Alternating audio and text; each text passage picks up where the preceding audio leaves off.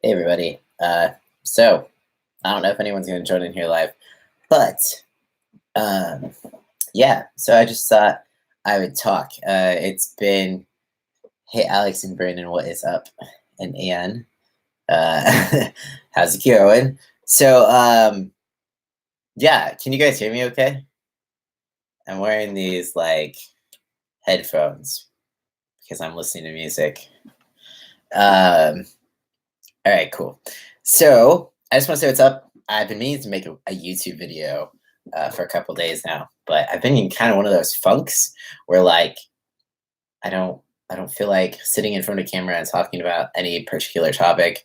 Uh, I mean, I've got stuff on my mind, but not stuff that I like want to sit down and be like, all right, let's talk about this. Um, Specifically, at least. So, uh,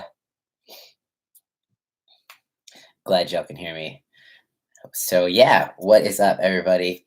One thing that I've been trying to get myself to do a video about is purity culture specifically. I'm gonna try this.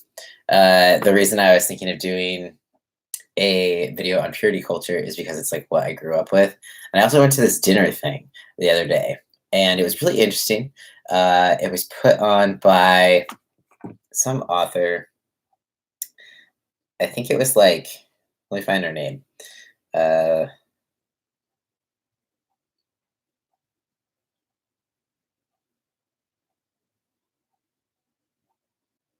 yep, as I just sit here.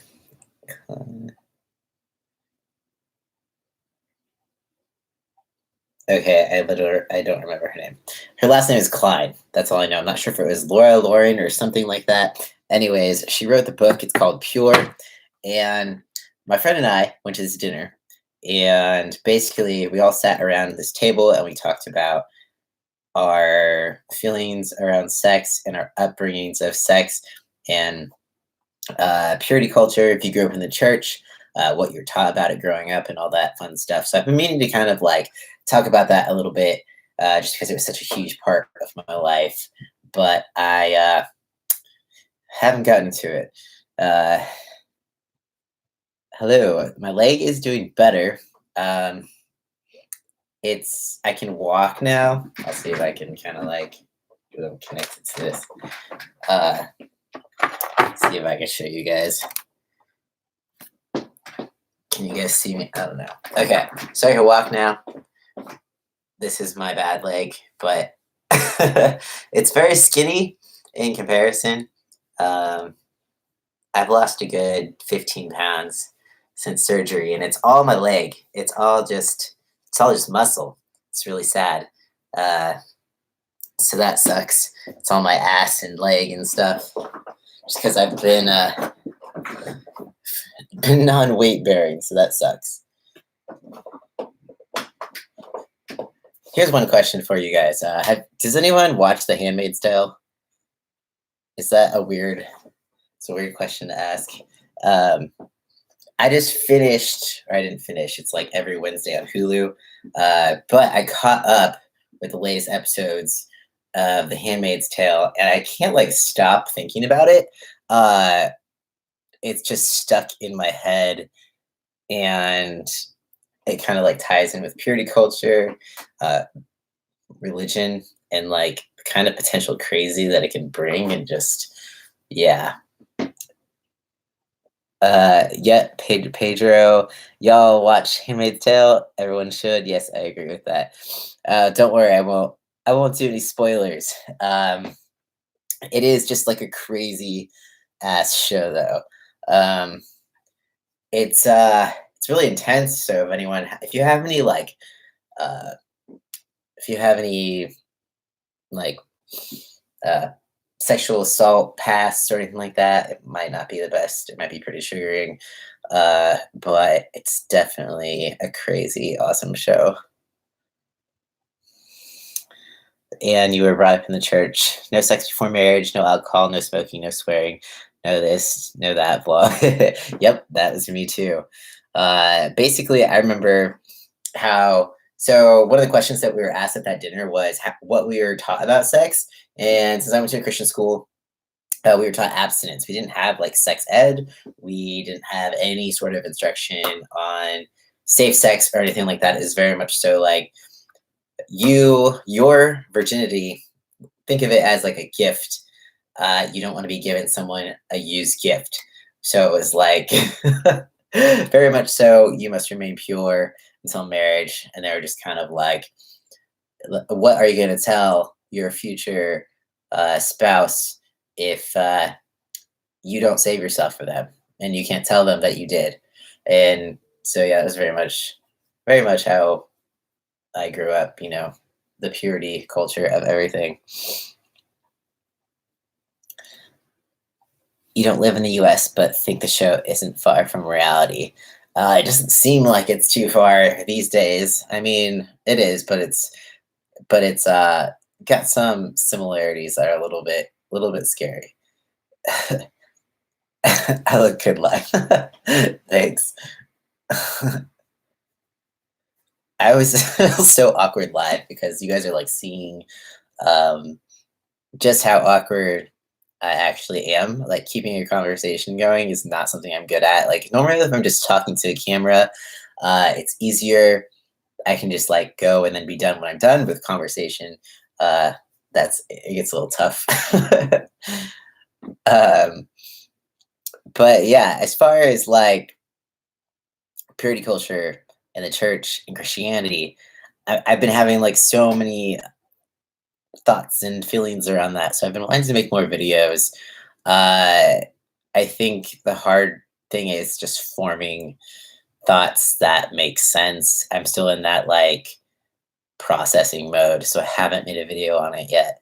But I definitely want to. Like one thing I would like to know is like other people who grew up in the church. I want to hear their anyone's stories who also grew up in the church and could possibly relate or anything like that. I think that there's a lot of people that could probably talk about their own stories. And I also think that there's a lot of people that don't really know how like damaging purity culture can actually be. It's not just something that you get over quickly, especially in the way that it is taught, or how much shame it brings to your sex life through your whole adult life. Not just like you grow up, you get married, and then it just disappears. Like that's not reality.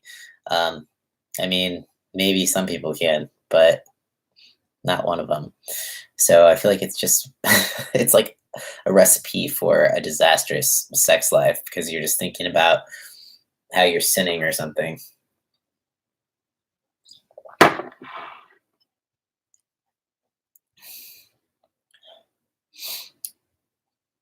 Let's see. You love the live videos, even if they're rambling. Yep, that's all the live for sure.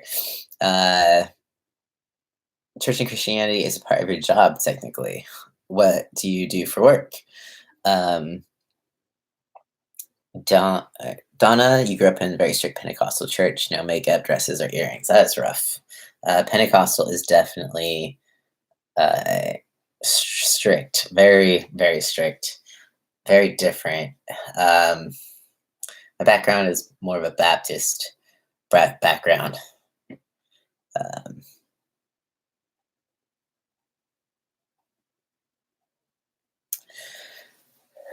yeah, so I'm trying to think of like, I don't know. I think in general right now, even just so this dinner that I went to was actually run by a few different churches, but it's also a few different churches that are very much so accepting of the LGBT community. They're probably like the least strict churches that you can find. So I felt comfortable going.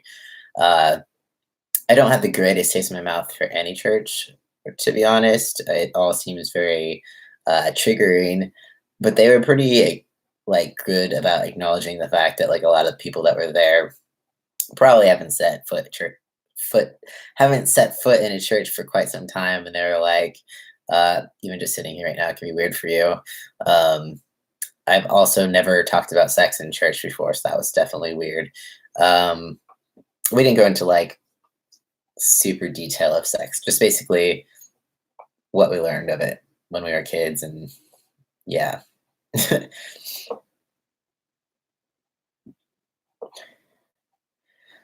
Did purity culture have any factor in determining getting fallow for you? No, it didn't determine anything when it came to phalloplasty. It was definitely something that I kind of felt like I had to work through, just because phallo is or bottom surgery in general, no matter if it's phalloplasty or if it's metotioplasty, you kind of have to work through some sexual shame to even talk about that, or basically just so many people uh, operating on your genitals that are going to be there. It's a sexual organ. Um, so it's definitely had to like work through some of the shame or feelings regarding uh, that, general vicinity, the genital area. I've gotten a lot more comfortable, probably because of I've had to go through phalloplasty and having to talk to doctors, especially the penile implant. There's nothing else besides sex that involves that. There's no other reason for it, so it's kind of definitely me having to get over some of that uh, shame or like whatever embarrassment or just shyness when talking or thinking about sex, because that is literally all it's about. So even like going to Dr. Chen and being like, yeah, I would like a penile implant, it's just saying like, yeah, I would like to have sex now, thanks. um well, my email just popped up, so like, okay. um Oh, thanks, Zach. I've still been doing like upper body stuff. I've definitely lost some muscle in the lower body. I've been trying to like keep the upper body, but I still haven't been able to lift as heavy because if you don't really think about it much, but when you have crutches, your arms are not really usable. So I couldn't carry dumbbells from the rack to a bench. So I had to just choose whatever dumbbells were right in front of me that were like the most reachable, where I could just like grab them and like sit on a bench with them. So I was pretty limited on weight, or even putting weights up on like a barbell for like a bench press, putting weights up on machines. It's really hard when you have crutches and your arms are kind of like not in use because you're holding yourself up. So it was also very challenging. I had to use like a lot of smaller weights instead of like picking up like the bigger weights to put on machines. Uh, but luckily now I'm kind of moving out of that because I've been off crutches for a few days now. Um, let's see. Trying to find a good church that is more relaxed. I kind of miss church. I found a really good one, but then I moved. Now I'm scared because I'm in the middle of Amish, and oh, that could be challenging for sure. That is one thing about church that can be great is the community.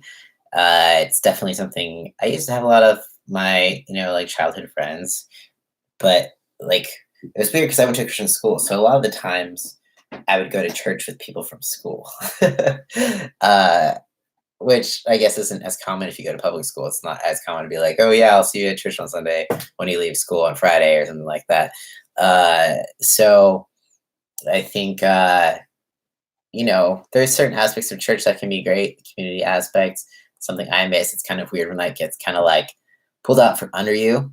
You don't just have this common place that you go to every week with people with like-minded thoughts and stuff like that.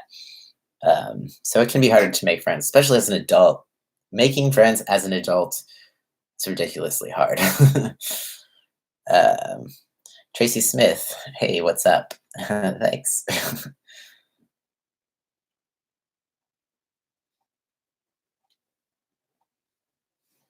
uh, uh, well, thanks, Donna. That's awesome. that you have a family that are also in the LGBT community.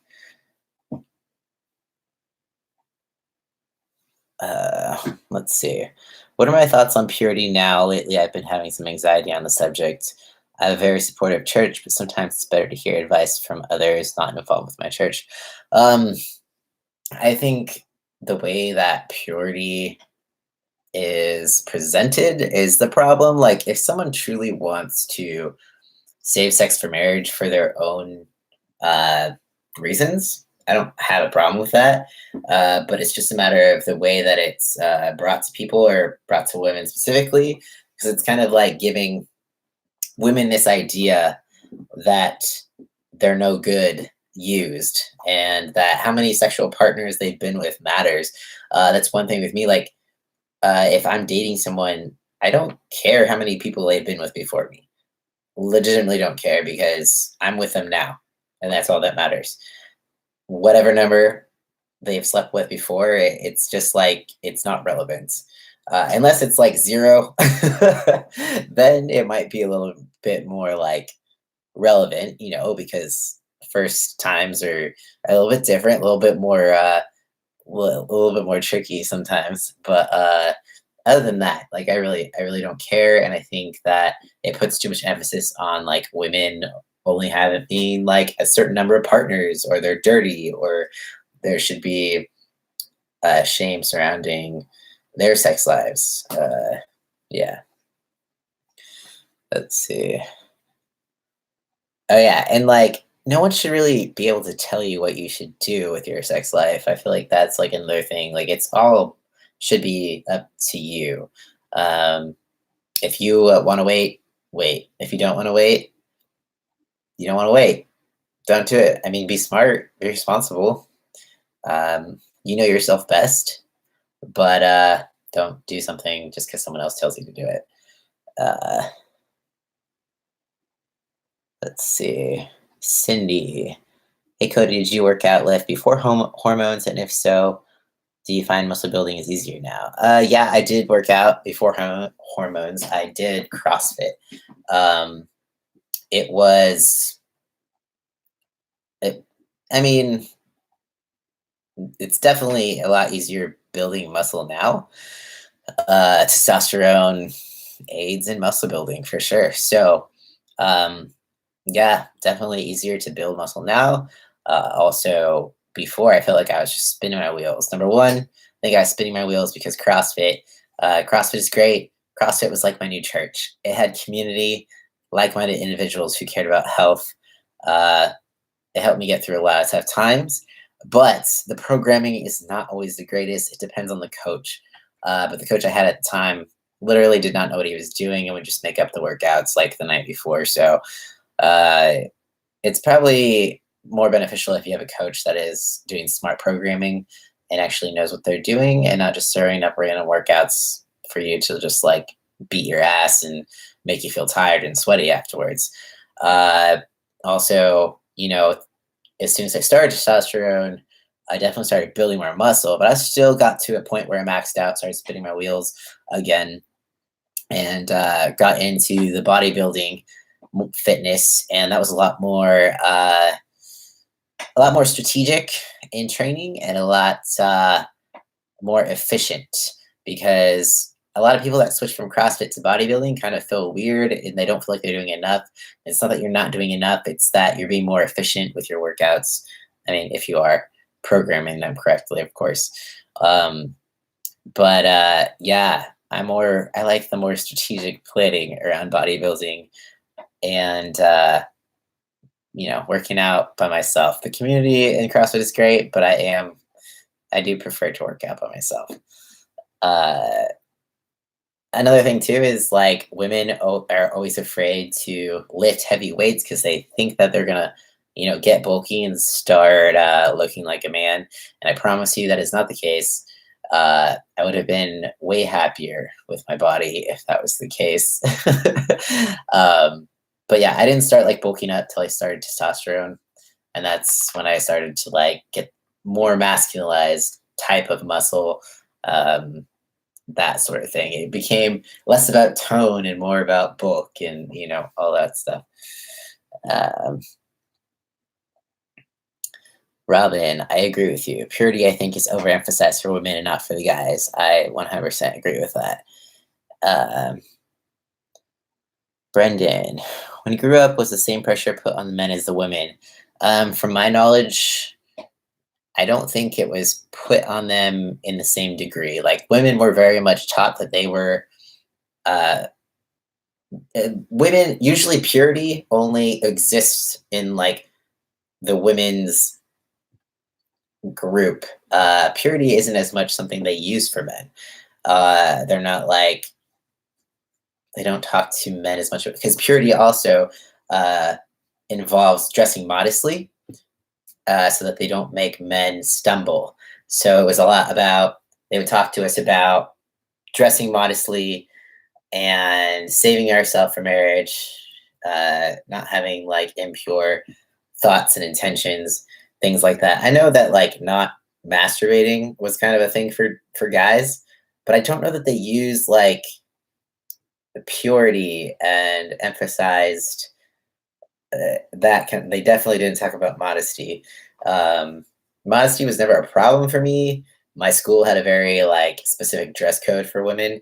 I never had an issue with that because I was like definitely not wearing anything skimpy. I was trying to cover up as much as possible. So dress code, modesty was simple and easy for me, but not always for all women.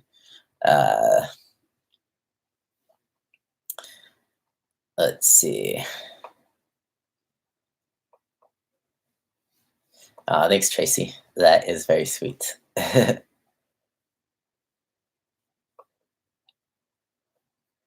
Let's see.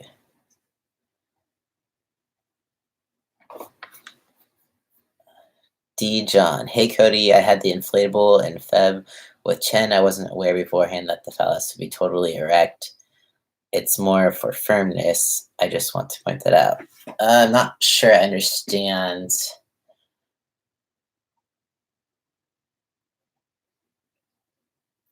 Oh, you mean that it won't be totally erect? Yeah. Well, yeah, not totally erect, but like firm enough for penetration. That's my understanding. Let's see.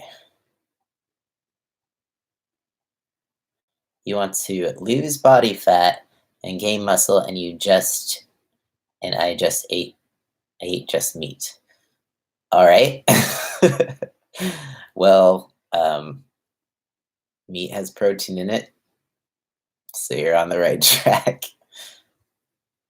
There's no best food to eat. Um, you want to eat a variety of nutritious foods, so like lean meats, complex carbohydrates, and vegetables. Um, Anyone who tells you there's like one specific best food to eat is lying to you, or they just don't know what they're talking about. Let's see. One thing I was thinking about when I was with the inflatable versus the rod is I really am hesitant about uh, the reservoir that goes into your abdomen. So, John, is that something that you can feel um, at all? Like when you're urinating, when you're getting up or doing sit ups, or at any points, can you feel the reservoir in your belly? So,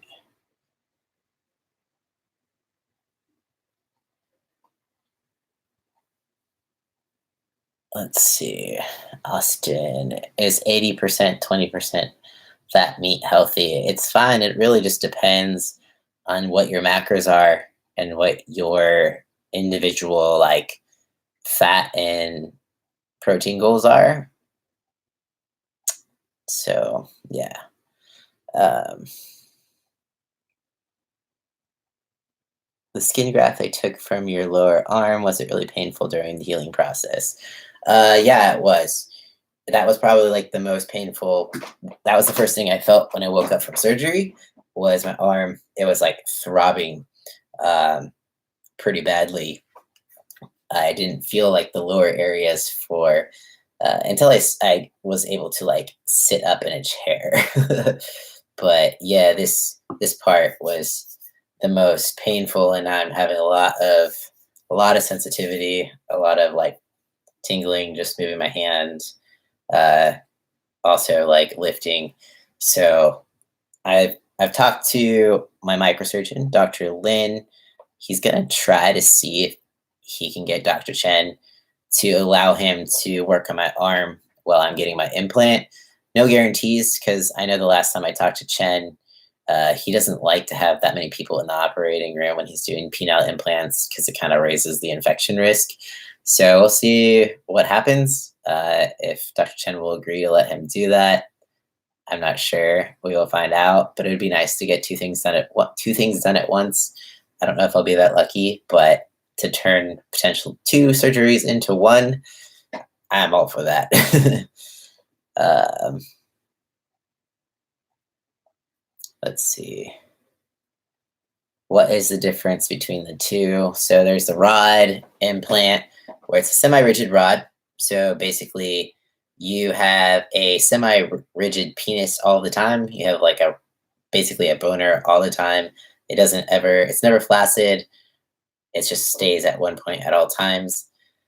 Um, the inflatable, you have like it's three pieces. There's like a pump, a cylinder, and then the reservoir, and you pump saline into the cylinders, and it like firms up your penis so you can penetrate. Uh, yeah, that's basically the difference. Um,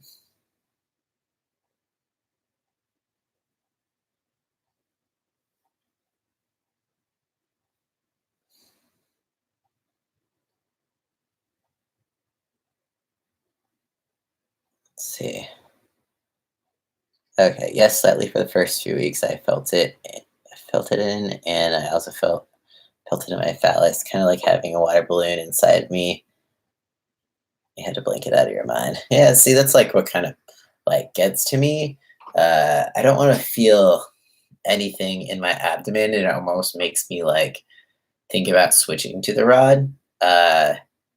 Because yeah, like I don't want to be doing like something active and then feeling like I've got something in my belly, feeling like I'm bloated or putting pressure on my bladder. Uh,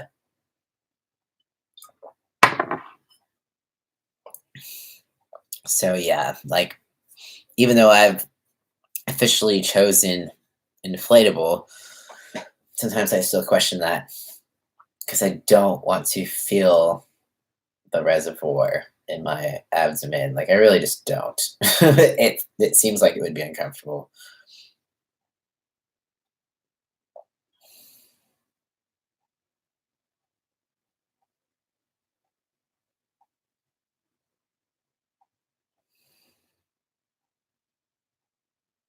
Let's see.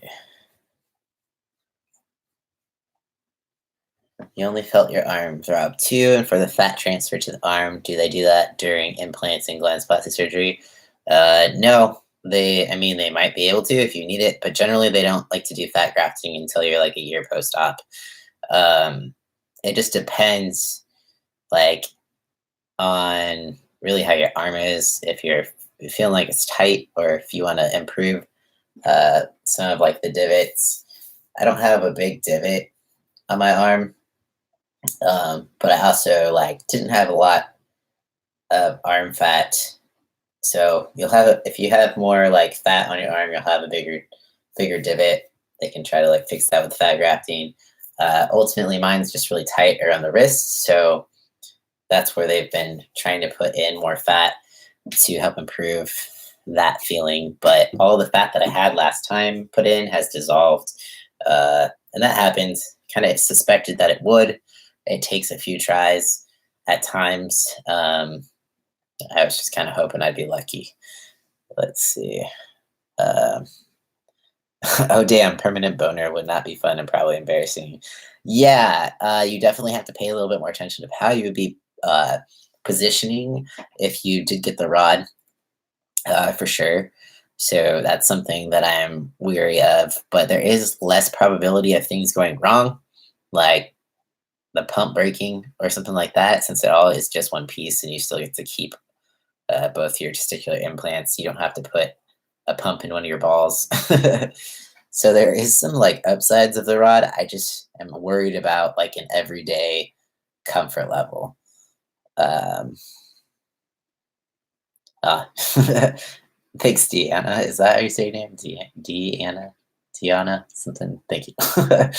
um, how would it work with the rod in bodybuilding? So you would basically just have to make sure that it's positioned in a way that it doesn't get in the way or that it's not, looking a little bit creepy. Generally, I think like you'd position it up and over, like into your leg crease, kind of a little bit.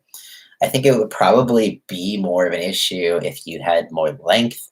If you are on the shorter side, I can see it maybe not being as much of an issue or getting in the way as much. Uh, yeah, I gotta be real. I've been thinking about switching a lot today. So I've got till September to decide, but they do have to like send a new code into insurance if I so decide to switch from the inflatable to the rod, which makes me nervous because my insurance has has approved uh, the inflatable penile implant so far. So I'm scared to kind of like mess around with that.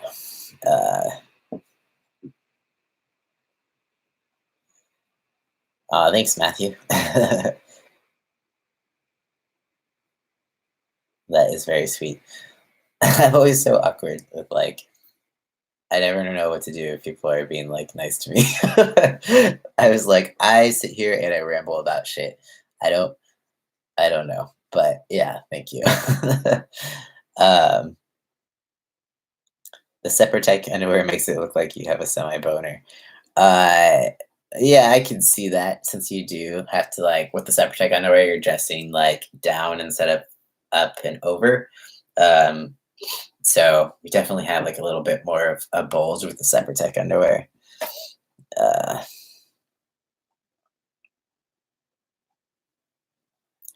let's see. Your arm is stiff and you have a divot. You're 5 months post-op. And if you want the erectile device in the future, which is the best one, I miss riding my bike. When can I start? You probably have to ask your doctor when you can start riding your bike. Um, yeah, disclaimer, not a doctor. As for which pump is the best, it's really individual. You have to choose which one is best for you. They're both actually horrible options. Um, I hate that I have to actually choose between the two of them. It's such a struggle. Like every day, I'm just kind of like, I don't want either of them. I just wish I could have a natural erection and not have any sort of foreign device placed inside of me. I don't like that concept at all. Uh, but unfortunately, if I want a sex life, I have to choose. So, um, yeah. So I don't know which one's the best. I can only speak from experience afterwards, but I'm not there yet. Um, just from the perspective of someone that is into men, pumping up the implant is attractive to me because it's like, oh, that's this attractive person, and that's how they get ready for sex. I yes, that is another consideration that I was thinking about of how it's nice to be able to kind of like go from not aroused to aroused, having a difference between flaccid and hard. Um, so that is one thing that I also was leaning towards the pump for. So thank you for mentioning that. That is one deciding factor for sure. And I know that like, um, yeah, yeah. Sex. I was so awkward. Okay. Um, After getting your last FTM surgery, do you feel as if your transition is finally complete, or or in other words, are you comfortable, content at the stage you are in now? To a certain extent, like I'm comfortable in the stage I am now. It's when you get into situations like thinking of having a sex life or dating, there's something that is there um, that makes me feel dysphoric or insecure because there's still this sense of like having to kind of give a disclaimer of like, oh yeah, by the way, um, basically I can't get an erection. Um, I have to use this external device, which sometimes, it's it slips off, it can get awkward, uh, that sort of thing. So kind of just like feeling like I don't have to give at like of course it's still a little bit different to where I have to like be like, oh yeah, like I'm trans, by the way. But it's less of a disclaimer in how things work, I guess you could say. So I'd feel more comfortable in myself, less dysphoric, knowing that it would just things would just take place in a normal fashion. uh, Oh, your inflatable goes off in the TSA checkpoint a lot. Good to know. I've heard that it happening um, with the rod as well. What do you do when they stop you at TSA? Do you just tell them you have an implant, or what do you have to explain what exactly is going on down there? It's totally off subject. Please think about getting on American Ninja Warrior. That would be awesome. I don't know. It's a long way. I'd have to get in like way better shape for sure, but that would be fun.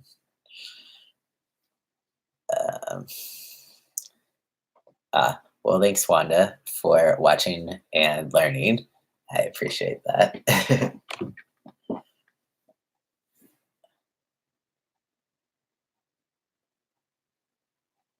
Cindy, I'm a cis female and only one opinion, but to me, seeing guys that look like they have a boner is kind of creepy. Sorry, just my opinion. I mean, I could definitely understand that. Um, Generally, it's not something that is very welcome in public.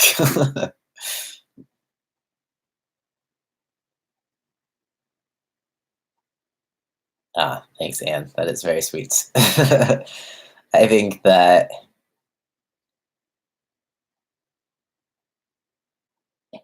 uh, sorry, I just I just got distracted by okay, so you don't have to explain going through TSA.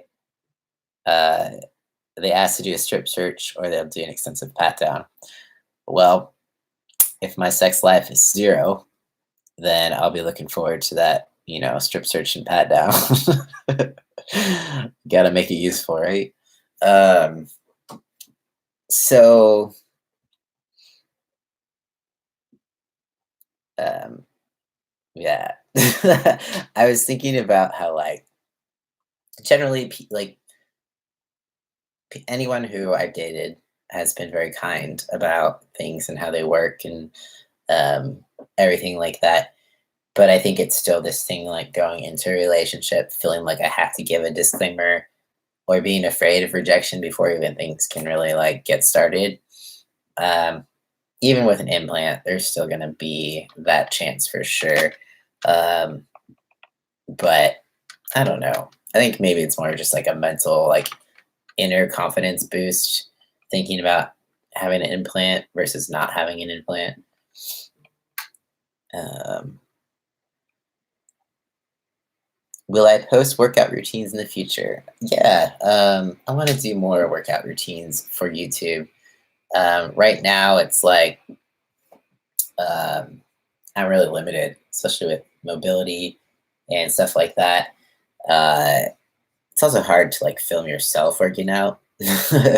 So I wish I could have someone like film for me. I do not have or a videographer or anything like that. So I have to be kind of stealthy about anything I film in the gym. My gym right now is it's not as busy as the gym I used to be going to, so it might be more possible to film stuff. As before, it was just so busy. So maybe I'll get to post some more workout stuff.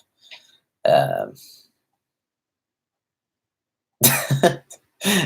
Tracy, I'll like pull out pictures and show it to TSA people. I'll just like pull up my YouTube channel. Just be like, yeah, this is what's going on. Um, oh, Dr. Chen gives you a card to carry saying what surgery you had. That's good to know.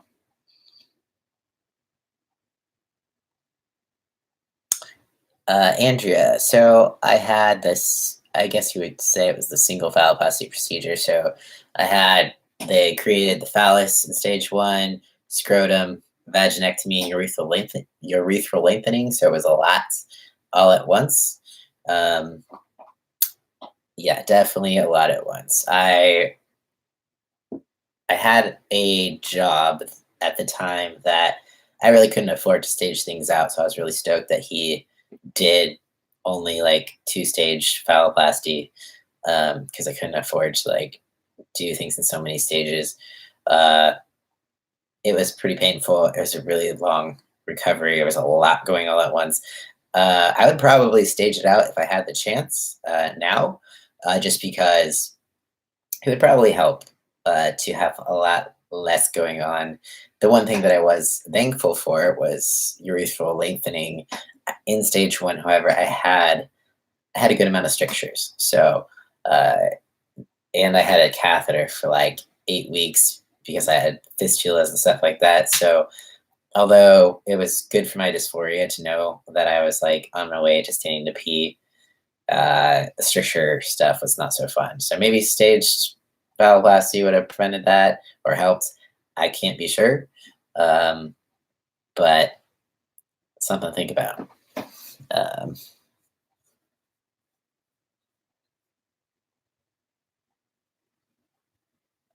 let's see. Loon Am. I just got here. I wanted to ask this for a while. Uh, my boyfriend is FTM. I just wanted to ask, is transition scary or is it like a relief? My partner is worried about it. I think it's not scary in the sense of like for myself, it's more scary of what other people are going to think. Kind of scary. I know for me, I was afraid to come out, know people's reactions. How are they going to take it? Were they going to accept me? Or are they going to reject me? Am I going to lose friends, family, whatever? That was like the scariest part of it all. So as long as you like already know that you have a support system, that makes it a lot less scary. But I guess, the scary part can be not knowing what to expect when it comes to changes. You never know what testosterone is going to give you, to be real. You can't really control it. It's genetics. Um, you might have great facial hair. You might not have any facial hair. You might lose your hair. You might not. It's just kind of like, I guess that's the unpredictability of it could be the scariest part. But like the surgery part, that can also be like the more nerve wracking part. But there's so much, even with the unpredictability of testosterone and surgery outcomes, that has been put me so much more at ease. And it's been a relief for me because I can like, there's no more disconnect. Like when I look in the mirror, I see me. I don't see like this person that is not me on the inside and the outside. They match now. So that is the relief part of it, and that is the part that makes any other worry just completely worth it. It's kind of just like, yeah, like nothing else matters. It's just like I see myself. Cool, we're good. Let's complete this. um, let's see.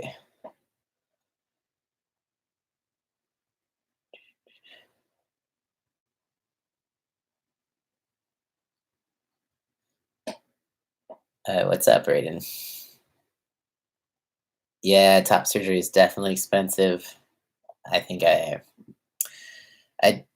paid probably about a total of $10,000. I had top surgery before insurance was like covering top surgery. Um, Most insurance companies do cover it now, so that's like a plus, depending where you're located. Uh, but yeah, I had my top surgery with Dr. Satterwhite in San Francisco back in the day before my insurance would pay. I think I just paid that off like a year ago. So worth it though, worth every penny. Um,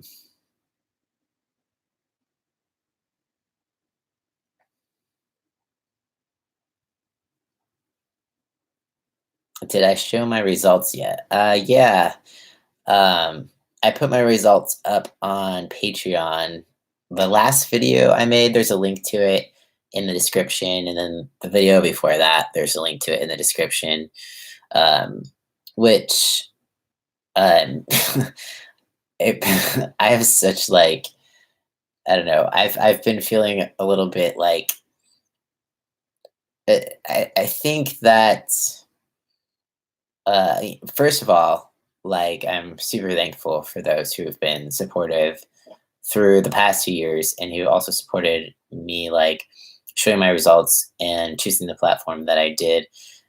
Some people are disappointed in that they have to spend $1 to get to see those results. I'm not trying to like exclude anybody. I think that, first of all, my decision in making that my platform, uh, troll control for sure. And then like, I'm not a saint, you guys. Like, I need help sometimes too. I need money sometimes too. Um, so I'm not gonna like, I'm not perfect. I'm not like the most. I'm not a saint. So I've been giving out free information on the internet for 2 years now. And this is the last piece of me that basically wasn't private anymore. And it was a big decision. But once you put something out there, uh, it's out there. And it was hard. And so, yeah, since it was just such a hard thing to do. Um, so like I get it. Like people don't want to spend $1 to for more information. Uh, but it was just like something I had to do for myself. And hopefully, y'all understand that. It's yeah, definitely was it wasn't an easy choice. And I can understand people not wanting to pay $1, but it's optional. Um, there's a lot of good information. I'm not putting just like dick pictures up. It's a series, it's blog posts, it's everything in between. It's healing process of phallus, but also like little tips and stuff in between each hospital day, what to expect. So it really just kind of like gives you more detail of the day by day, and like anything that I have to give you, I'm going to give you. And it's been actually a little bit therapeutic for me as well to kind of go through it, write it out. Um, and it feels good to share. So, yeah, um, I don't think I expected it. Like, it was really nerve wracking. I've calmed down a little bit about it because people have been really, really awesome and supportive, especially the people who have joined the community, like my Patreon community.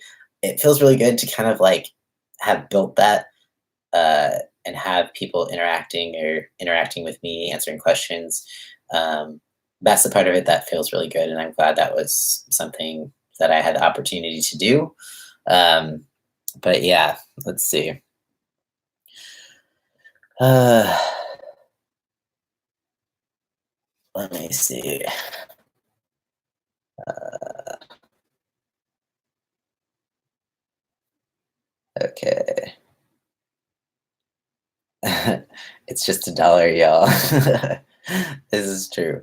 Um, it's like I understand that it's $1. I understand money doesn't come easy.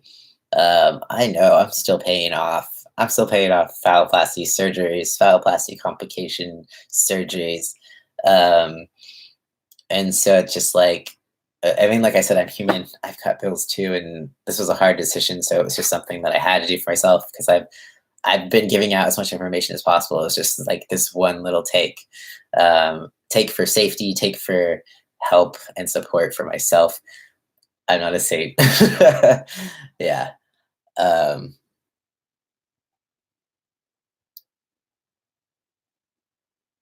let's see. Hey Cody, are you married? Do you plan on having kids in the future?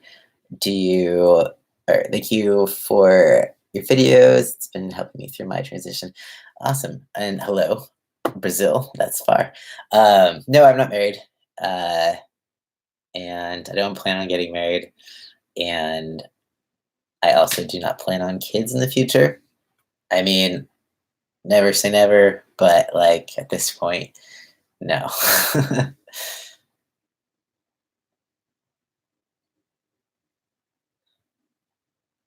Let's see. Do I have a link to my Patreon? I do. Let me see if I can get it real fast.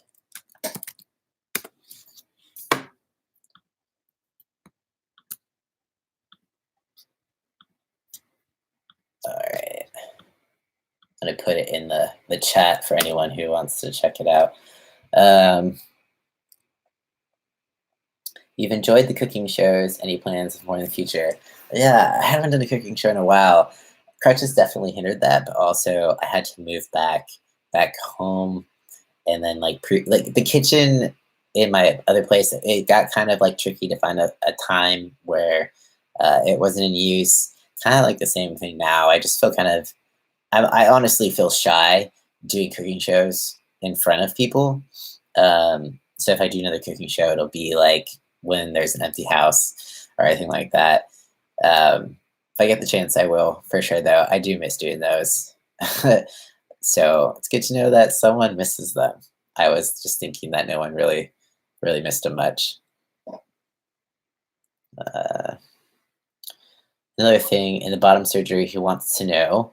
Plus, also curious: does the penis end up being small or like normal size? So it depends on your anatomy.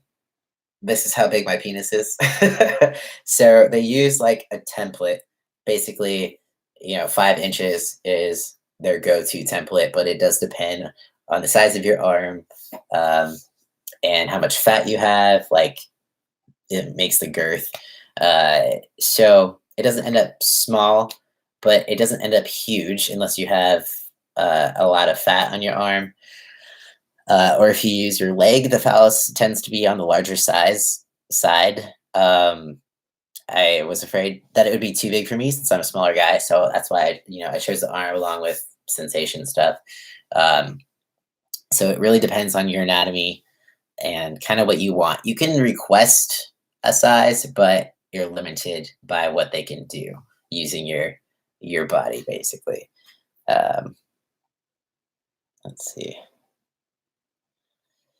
And you joined because you knew a few people who are trying to transition, and it helps me understand better and find it very important. That's awesome. Yeah, like I think it can be beneficial for those who are like seeking out thyloplasty, but then also if you have uh, trans folks in your lives, like it can kind of help you see the process a little bit better, especially if they're considering it. Then it helps you understand it more. Or if you're like someone who has, if you're taking care of someone through phalloplasty, it could be something that can be good for you to see, just to know what to expect a little bit. So yeah. Um, yeah, don't get married, stay free. I love my wife. She's my rock and my number one supporter. I've been married before. I won't be doing that again. um, all right. If you don't mind, one more question about the phalloplasty surgery. Did you get a penile implant or testicular implant from the single phalloplasty procedure? No, they don't do the penile implant or testicular implant until stage 2. They have to wait. Um, they want to wait until you get some sensation back. So generally, that's about 9 months to a year, depending on how quickly you get some sensation back. Also, depending on the surgeon.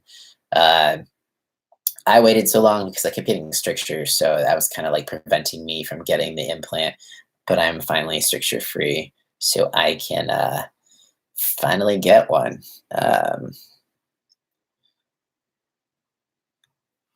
Robin, you noticed that I stopped doing the cooking videos too. I should definitely get back to those. Yeah, it kind of makes me happy that people will miss them because I didn't think anyone, I didn't think anyone liked them.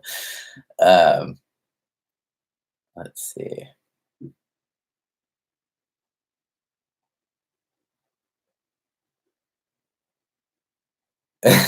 Tracy. That's very, you guys are funny. Um, yeah, I also, that's one thing with, so Shit You'll Actually Cook is my cookbook, and I used to do recipes out of that book. I've been thinking a lot lately about, I want to keep putting out easy recipes, so I'm probably going to turn it into a blog. Um, the book process is uh, complicated and like just the worst possible process. So I'm thinking about making it easy on me, making it free for you guys, uh, putting just easy recipes up on the blog. And I do have a website. Let's see, www.shityouwillcook.com will be where I'll, potentially start putting the recipes up on. So kind of keep an eye on that. I haven't been able to cook very much with the crutches, but I do want to start up on that uh, very, very soon here, and it will be free. So that's a plus. You won't have to pay a dollar. You don't have to pay anything. Um, let's see. Little Lion family. Marriage is great if you're with the right person, you have stable mental health, or a partner that doesn't mind navigating your mental illness. That is very true. You know what? I hope to get to that point where like I just am blinded and would totally do it all over again. um, let's see. AJ, smart guy, bachelor life. Um, let's see. I lied. Another question. After transition, would it be possible to have your own kids, like you and your partner's DNA? My partner and I would love to have our own one day. Well, if your partner preserves their eggs before having a histo, yeah, it is possible. That's something you kind of have to think ahead of time with. That is not something that I can do because I didn't preserve my eggs. Um, I did not want my own kids enough. I did not want to go through the process of freezing any embryos or anything like that, because you have to like basically do the opposite of transition and like inject yourself with hormones. And I know I'm not strong enough for that process. Some guys are, and they want kids pretty badly, so it's understandable why they would go through that process. But for me, I'm just like, no, I'll adopt or something if I come to the conclusion that I want kids. But for now, yeah, no. um, I think your decision to use Patreon is excellent. Don't feel guilty or worried. Ah, thanks. I seriously appreciate that a lot. I don't. Um, yeah, for real. I appreciate the support. Right, for everyone that like understands why that I used the platform that I did. I super appreciate. Um, anyone who sees me as like a human, I appreciate. Yeah. So thank you. Let's see. Make them pay too. And no worries. Ask away. Questions are 100% welcome. This is like the place to do so because it's easier for me to just kind of like answer questions talking than like typing and stuff. So yeah, questions are always welcome. Uh,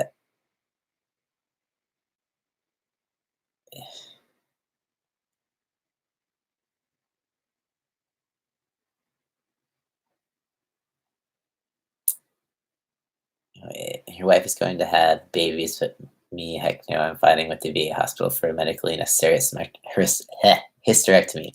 Yeah. I think like, well, for me, when I was gonna have a hyster, I was just like, yeah, no, I want this. I want this stuff out of me as fast as possible. I can't go through the process of preserving any sort of eggs and stuff. It was just, yeah, it's too much for me to think about. Um, I do have a brother, so I was like, if all else fails, maybe he can help me out one day, right, brother? Just kidding. um, let's see.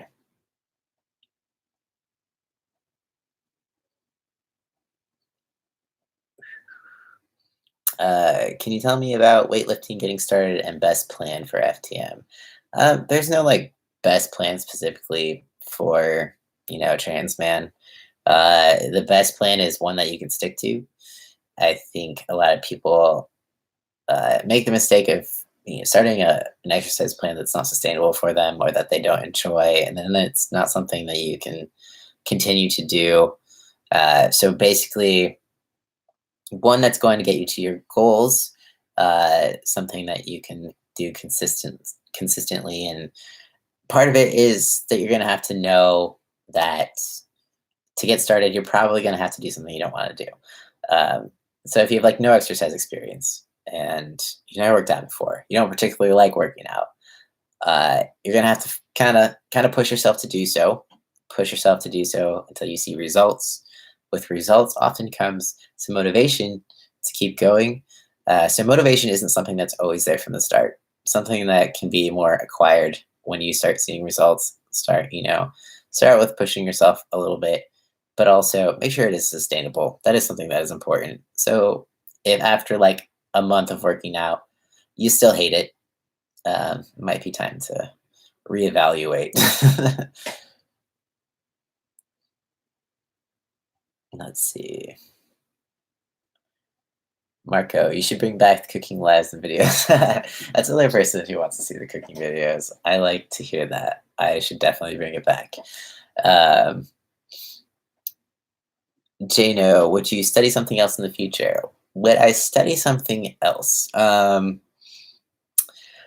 Well, yes, I'm always open to learning.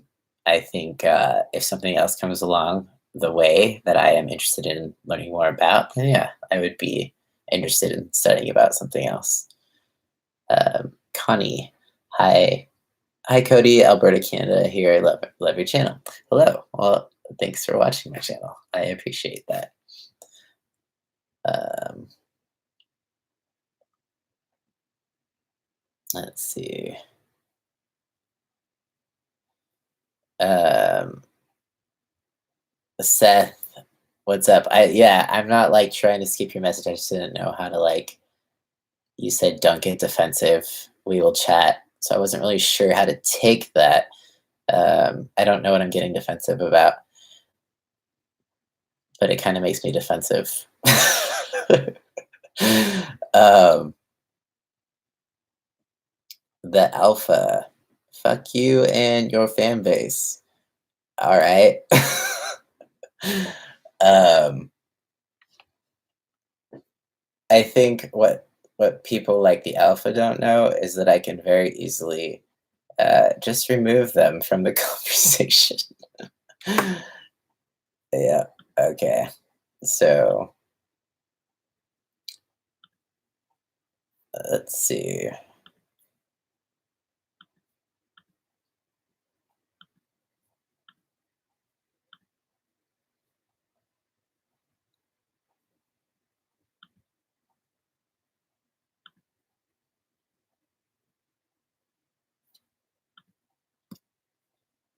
All right. I think I blocked the alpha. I don't know if he keeps talking. um, sorry about that. Oh no, we did not get to block him. Come on, YouTube. You should make this easier. Uh, report harassment. Choose one.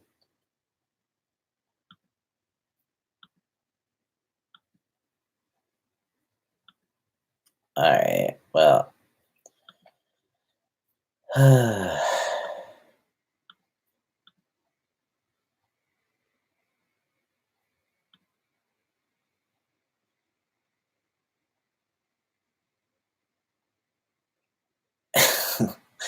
for 300 seconds. That's it.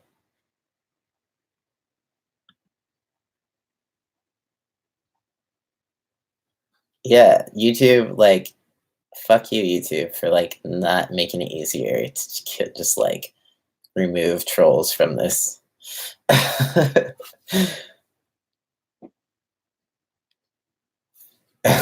Oh, thanks, Robin.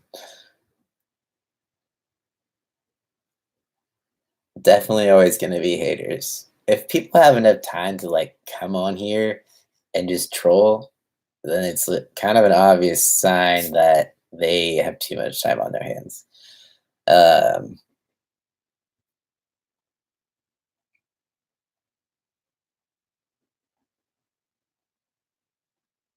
you guys are awesome. Thanks for bringing back the positivity through that. Um, let's see. Where did I leave off before I was distracted by the troll? Okay. Um, let's see. What are some things you suggest telling himself to stay motivated to work out? I need to get in better shape for lower surgeries, but also in general, since I have cerebral. So, like, motivation comes and goes. It's something that is temporary. I don't always have it. Uh, it's like a really big misconception that I'm always motivated to work out or that motivation is a constant thing. But really, it's discipline that's going to keep you going. It's doing something even if you don't feel like it. We do things every day we don't feel like doing. Sometimes exercise has to be one of them to stay healthy. Sometimes we don't even feel like showering or brushing our teeth or sleeping sometimes, but we have to. So if you look at exercise that way, it is needed for health. So, it's kind of just like adding it on to your routine, disciplining yourself to do it anyways. Sometimes you're going to be more motivated because you're going to see results or you're going to enjoy a workout. You're going to like how you feel afterwards. Uh, that's where, motivation comes in. But it's generally kind of up and down, highs and lows, temporary. It comes back and stuff, but it's not what's going to get you to keep exercising. So you have to learn that it's okay to not be motivated. It's okay to feel like you don't want to work out, but do it anyways. That sort of thing. Um, let's see. Do you ever plan to go to Philly for the Trans Wellness Conference? Yeah, I would like to go 1 year. I haven't gone yet, just because, like, man, plane tickets are expensive. Uh, I Yeah, I would like to go 1 year. I would like to go experience it, hang out with other trans folks, but I have not yet. Maybe next year could be possible.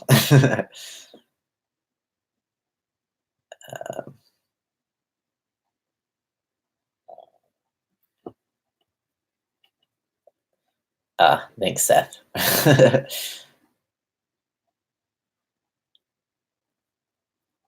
Um, hey, trans flag in the chat. Yes, he is. um,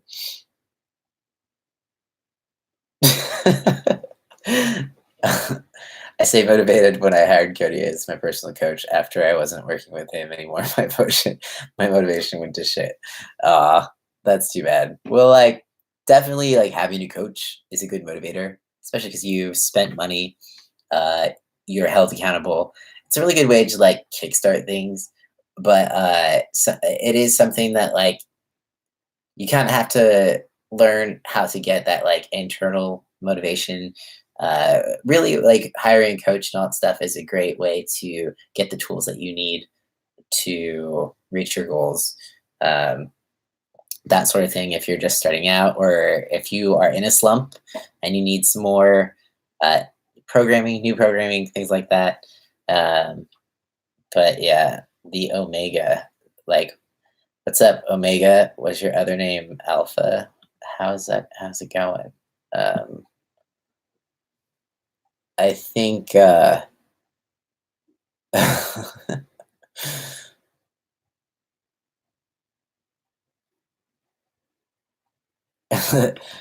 thanks to anyone who reported Omega or whatever. uh, Cameron, thank you. um,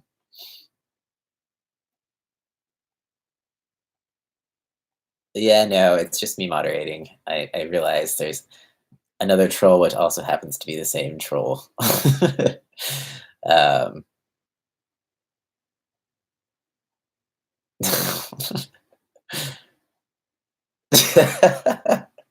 nice table covered Delta for douchebag. So true. um,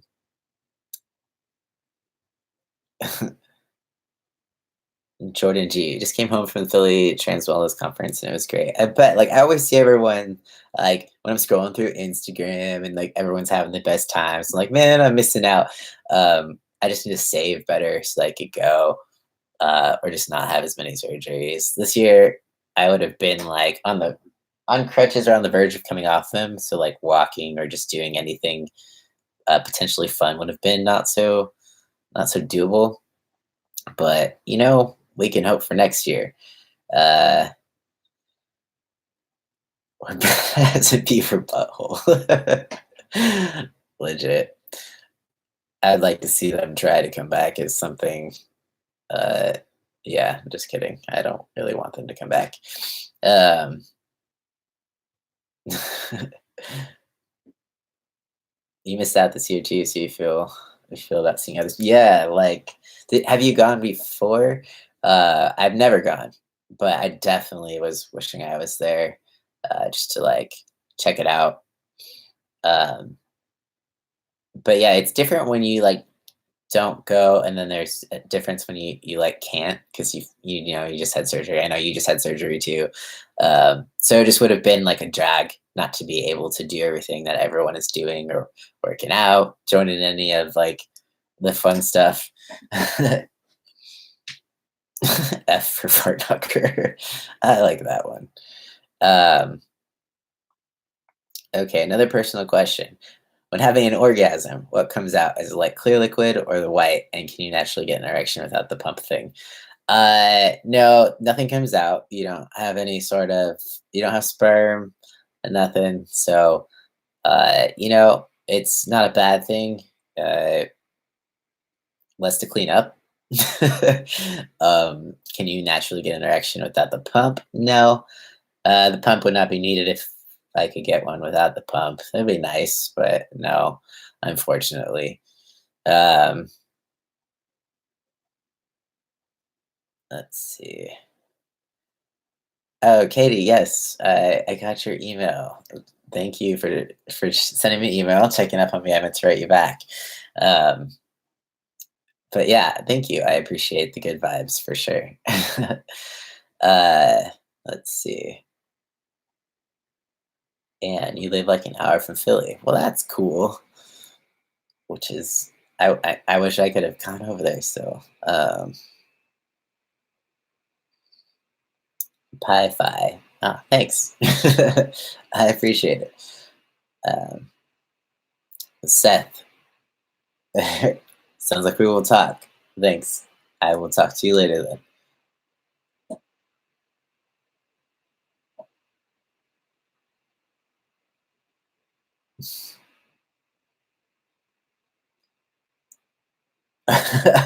Lindsay, I was like, my kid? I don't have a kid. She's outside right now.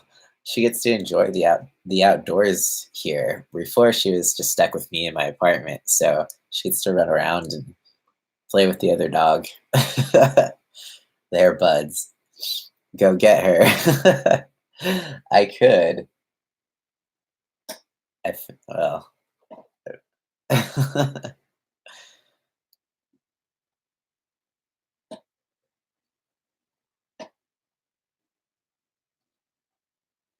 May I also ask, did you pass through multi-stage for a penile implant surgery? Uh, I might not be understanding your question.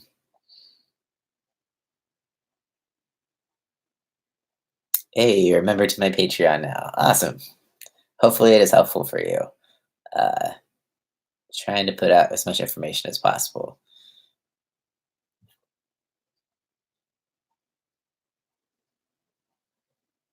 How's Calvin doing? We haven't seen him in a bit. Calvin's doing good. He's working a lot. He's very busy. We've actually been talking about being roommates sometime in the near future. Um, but yeah, not sure. It's a possibility.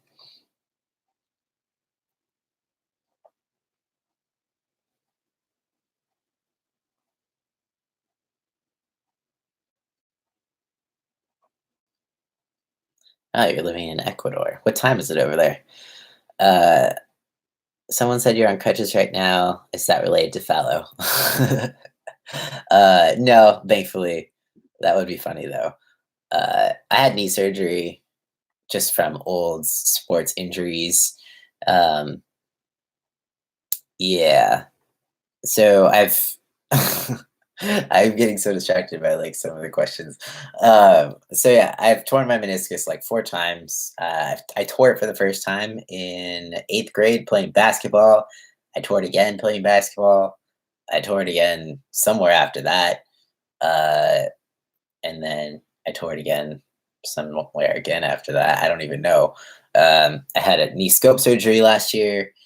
Uh, then it's like I had a bunch of arthritis and I was still having pain. I had to have my knee drained. Uh, so they did a high tibial osteotomy where they like realigned my leg to take some of the pressure off the medial side where I kept tearing my meniscus. It's gonna be like a 2-stage surgery. So my doctor wants to do a meniscus transplant, but he won't do the meniscus transplant till he did the high tibial osteotomy to take some of the pressure off the inside of my leg, or else it was gonna like tear off, tear up the new one. So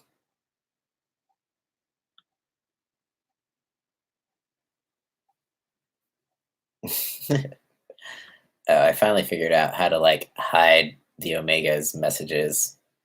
Go me. See you later, dude. Um,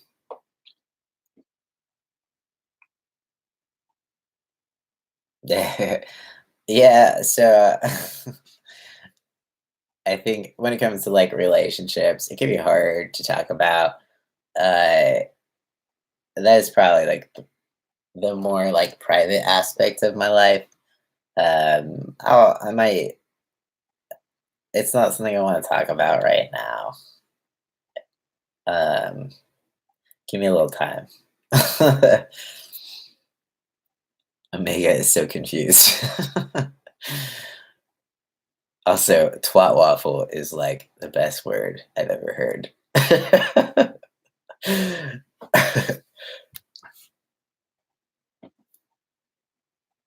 Omega is going through the whole Greek alphabet. Yes, they are. Jordan, thank you. Uh, yeah, I mean, it was in a sense, it was nice to have a non-phalloplasty related surgery, but also, not a pleasant, uh, not a pleasant thing to have surgery at all, especially when you're feeling like you're getting old and your body's falling apart. Um, but yeah,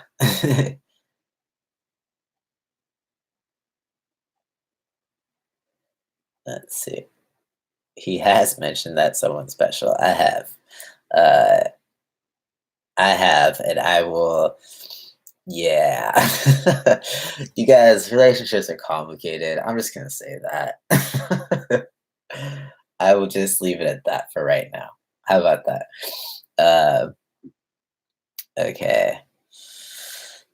I missed some questions. Let me see. Does recovery for bottom surgery last long? By the by the way, hope you a good recovery for your knee. Thank you. Bottom surgery recovery, yeah, it does last long. It's about like a good, like depending on how you stage your surgeries. Mine to feel like a normal human was like 12 weeks. Uh, Having everything done basically in one stage. Well, kind of all the big stuff done in one stage. So the recovery can definitely be long. Takes a lot of patience and be painful, but it's not forever. Um, how many tattoos do you have? That's a good question. One. It's like one and a half. It used to be more. It was one, two, three, four, five, six, seven. I have 7 tattoos. Um, how old am I? I'm 32, so I'm very old. For a trans guy on YouTube, I'm old. No one wants to watch me. um, let's see, dude. Why the fuck? Okay, Oh my god. All right. I bet I'm part of that toxic LGBT community. Yeah. You know, hide user. Bye. Um, let's see. Okay. That moment when you're insecure, so you scream on the internet. Yes, exactly. Cindy, have you looked into stem cell therapy for any? I have. Unfortunately, my insurance doesn't cover it, and it costs $2,000 per procedure. Um, so I couldn't afford it. And yeah, it sounds like a great idea. If my insurance covered it, that would have been my number one first attempt, first option for sure. Uh, but unfortunately, was an option. Money. Uh, yeah, sucks. Like I already paid for like my chest, so I didn't want to pay for my knee out of pocket as well. Just like couldn't do it. Um, let's see. Oh,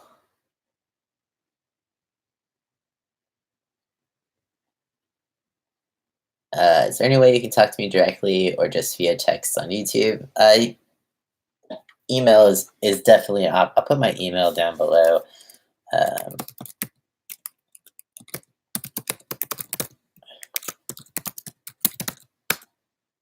I tend to be decently good at email. Sometimes things slip through, um, but I do try. Let's see.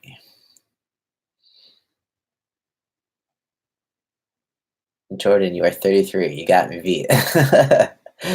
I mean, the 30s are a good place to be, right? um,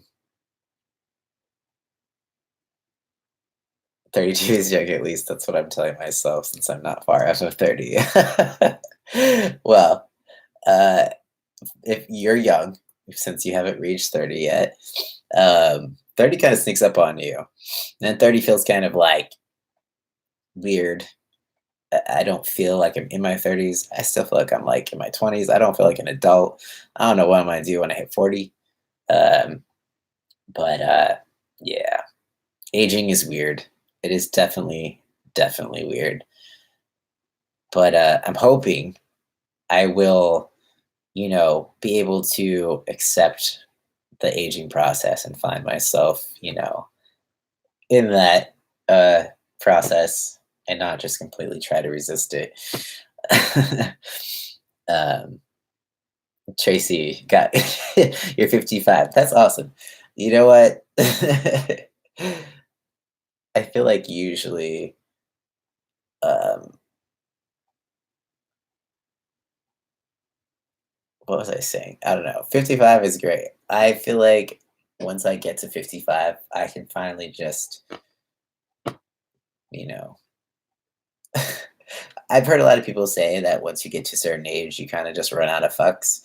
Um, and then you just kind of like move through life and wish that you always had moved through life in the same way that you do when you age and you just learn how to just stop caring about what other people think. And it's just like I would like to be at that point for sure.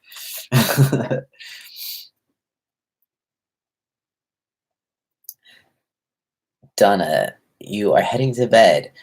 Have a good night. I appreciate you for joining in. I am missing so many questions. All right. Tracy, I know it's sad. No. I'm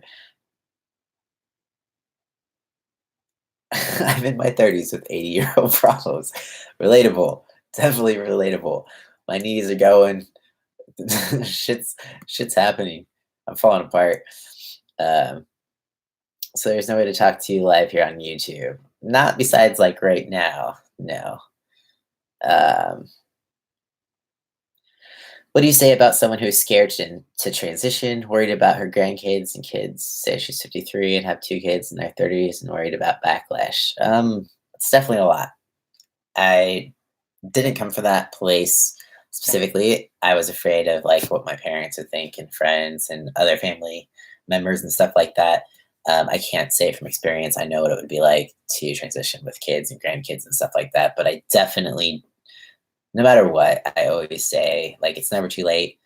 And I always think that your number one priority is to be your most authentic self. And like the word authentic kind of makes me cringe because it's been like overused, and everyone, is telling everyone to be authentic, and it's not really kind of lost its meaning at this point. But I always say, put your truth first, because you're going to be happier for it, and people are going to notice. People generally, if they love you, want you to be happy. Um, so if that's what makes you happy, I always recommend transition over, feeling like you're miserable, just staying how you are. But if you do decide to stay, like that's fine too. No pressure. I don't want anyone to like accuse me of like encouraging everybody to transition or whatever.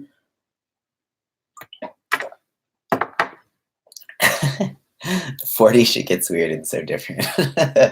I can't wait. I can't wait for shit to get weird. Um, Go get my dog. She's outside. It's so far. Um, you love how intimate this is. It's unlike anything I've ever seen on YouTube. Yeah. I love that's what I love about doing live stuff too. It's very like it feels very one-on-one. I can just kind of answer your guys' questions. I'm not the best conversationalist. I don't do great on the spot. I'm just talking live and I'm very awkward. But I will answer questions or like read your guys' comments, even if I mispronounce names or can't read shit. Um, let's see. Yes, you definitely run out of fucks. Like that's something to look forward to for sure. Uh, I would like to run out of fucks sooner. That's my goal. But if it takes time, then it takes time. Aging helps when you're as strong as fuck. AJ is a client of mine. Uh, they're just like one of the best clients I have ever had. They always do their workouts.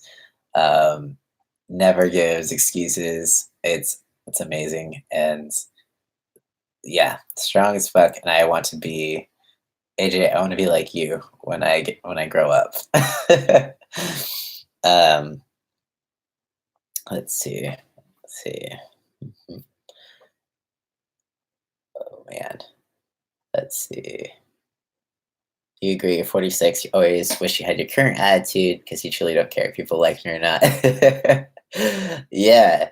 Like I feel like that's like living the best life. Like running out of fucks. That's yeah. I really like I've gotten definitely, low on the fucks since I hit 30. So hopefully that just keeps getting lower. um You're watching this while you have your post-workout shower. I need to shower, but I also want to listen. Yay for waterproof phones. That's awesome. I that would be. I always like fear to drop my phone in water. I know like the newer iPhones are supposed to be more waterproof, but I don't trust it. Um, let's see. Does your family follow you on YouTube, Instagram? Yes. My mom, she watches my YouTube videos, which can also be kind of awkward if I'm talking about sex. um, yeah, I'll move on from that. Um, yeah, hi mom, if you're watching this. Uh,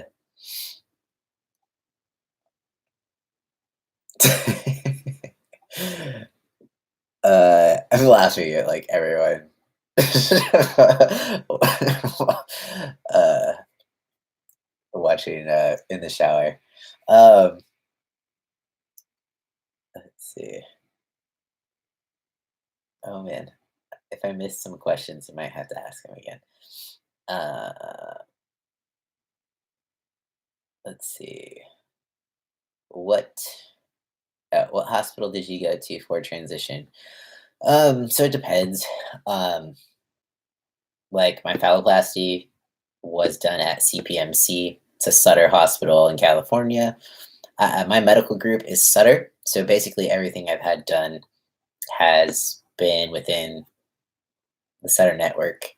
Um, The only thing I had done outside of Sutter was top surgery. So I paid out of pocket, and that was done at like a little surgery center in the Bay Area. Uh, but a lot of phalloplasty is done out of CPMC Davies campus in San Francisco. That's where all the magic happens. That's where all the dicks are created. It's great. It's the birthplace of many dicks. uh, by the time you hit my age, your fucks will be in the negative numbers, I promise. I'm legit looking forward to that.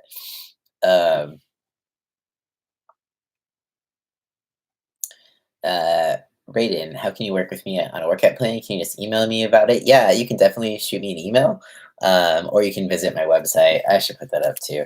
So all my workout plans can be found on my website. Sorry for all the plugs today, you guys. Coach Cody Harmon. Nope, that's not my website. It's just codyharmon.com. Codyharmon.com.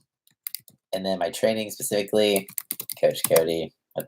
So if that's not clickable, let me try this again. Just go on like the train with me tab and it'll show all the plans that I have or the options. Charlie over my guns. You have to get yours back. Yes.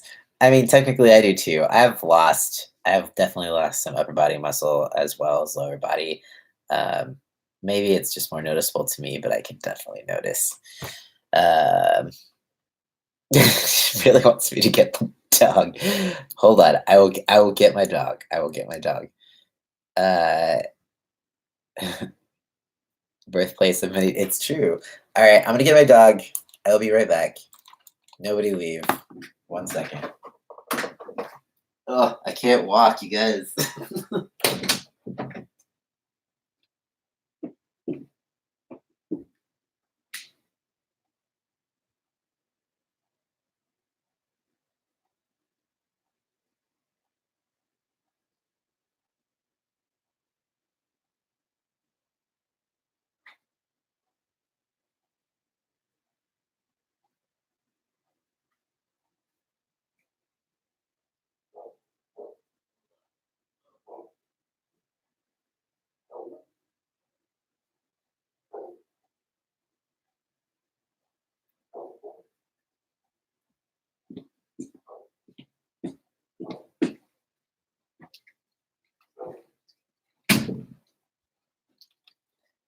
Oh.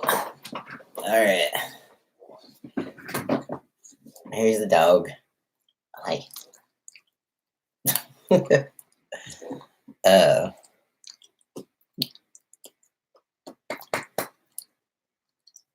let's see. I don't know what I missed, but here's Carly. Oh, she's still here. Hi. Her breath still smells like fish. Huh. She's a little bit chunkier. My parents like to feed her a little too much food, and I can't walk her right now. So she's a little heavy. Oh, yes. You need a doggy diet. Yes, you do.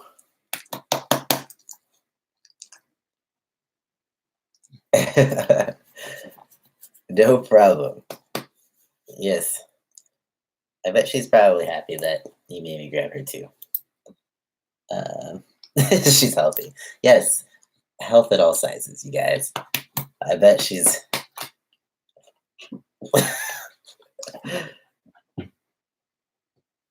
All right, all right.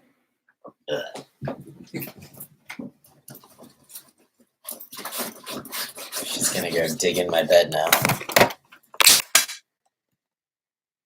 Kylie, what you doing?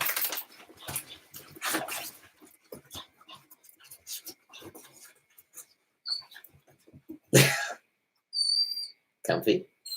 You comfy? Yeah. Okay.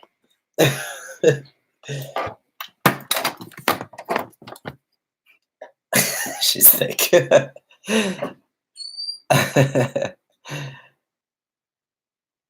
Yes, a lot of people think that she's like a mini Doberman, but she's Chihuahua and Jack Russell. She might have She wants to go back outside now. She might have a little bit of wiener dog in her as well, 'cause she's got that like long body, but I'm not sure. Um, oh, you showed your wife Carly, and she said, "Oh, yeah, she's cute. She's a little asshole though. She hates strangers. Um, yeah, she's kind of like a clingy girlfriend. Um, she likes me, but she hates strangers. She likes my parents too. Um,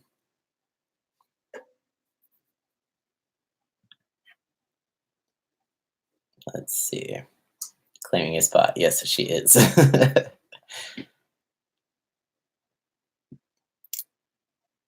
Granby, hi. Hey, what's up? Mood. Yes. You have two dogs, red-nosed pit, 11-week-old puppy, and a Rhodesian Ridgeback.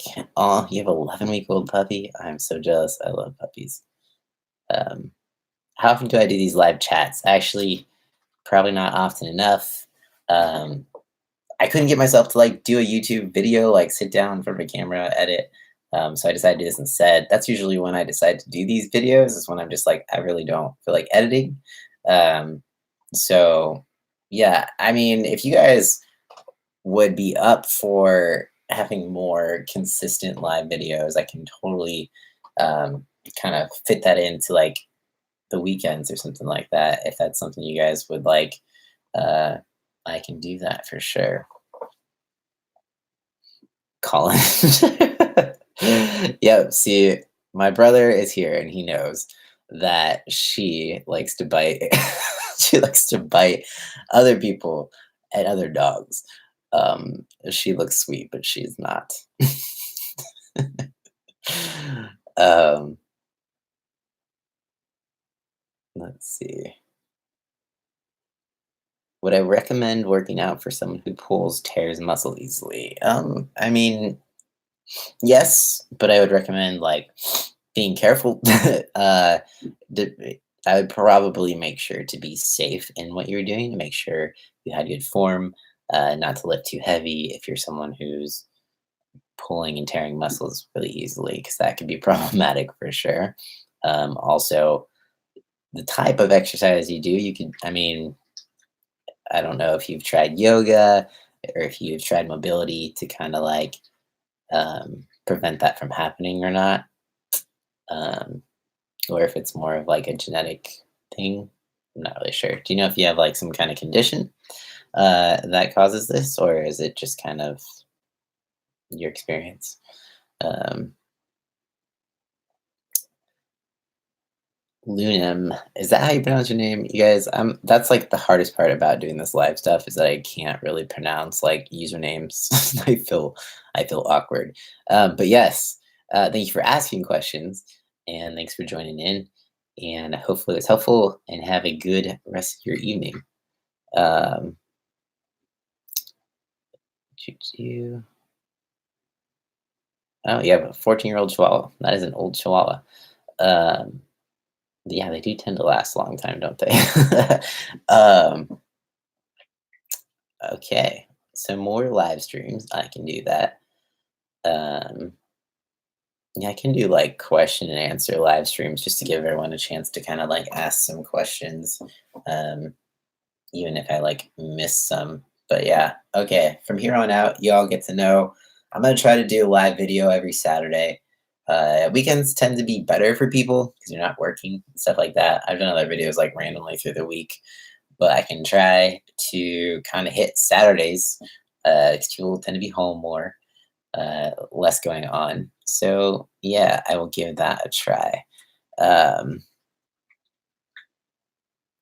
how long generally do people have to lie still in a hospital bed after stage one fallow? Do the nurses move your limbs around? I don't want my muscles spazzing out and hurting. So you're bedridden for a good until day 5. So day 5, they get you up into a chair. Um, but up until that day, you are sitting in hospital bed. They do bathe you, so like they kind of turn you on your side a little bit, get underneath you, wipe your ass, like those sorts of things. You generally don't. Like, I didn't have any muscle spasming kind of deal, but the hardest part was probably like day 5. Um, Day 4 and 5, evening sleeping was hard because it was really hot, and I had like those leg things on that like prevents blood clots, and those just keep you up. And I was like sweating with them on. But like other than that, I was in so many drugs. I didn't like I wanted to sleep a lot. I wanted to not feel nauseous. So I wasn't focusing as much on muscle cramps or anything like that. Um, yeah, let's see. You don't have to ask. You just like my personality. Oh, thanks. I appreciate that. I feel like I don't know that I've ever had anyone say that. Um, oh, you have a fibro, 2 different kinds of arthritis. The list is long. I have bone joint muscle issues. Okay, that makes more sense. So for you, I definitely would be careful. Weights with using heavy weights, I would go light for sure. Lighter, higher rep. Also, are you in any type of physical therapy? That can be kind of beneficial as well. Even using things like bands instead of weights can be helpful just to keep your body moving. And of course, everyone's like yoga. Yoga is the answer to all aches and pains, which isn't true, but um, it can also be beneficial. Um, oh, thanks, Lindsay. I feel like a lot of the times, like through this process of crutches, all I could really do was like pull downs. So I'm like, yeah, okay, I kept the lats part, but like my chest and like biceps kind of suffered. um, Thanks for doing the live. Yeah, I am enjoying this live chat. Um, if you don't mind me asking, what insurance covers transgender surgeries? I specifically have Blue Shield through Covered California. Blue Shield is probably usually a safe bet, but it depends on the state. I don't know all the rules of the state. California is a pretty liberal state, and they are by law required to cover transgender surgeries. Doesn't mean they won't fight you, but generally they have to. Um, so, have you watched all of the latest season of Queer Eye yet? Oh, and who is your favorite of the Fab Five? To be real, I don't think I finished season 1 of Queer Eye. That could be, yeah, like I'm a shitty person for that. I just started feeling like it got a little too repetitive for me. Um, you know, I don't know.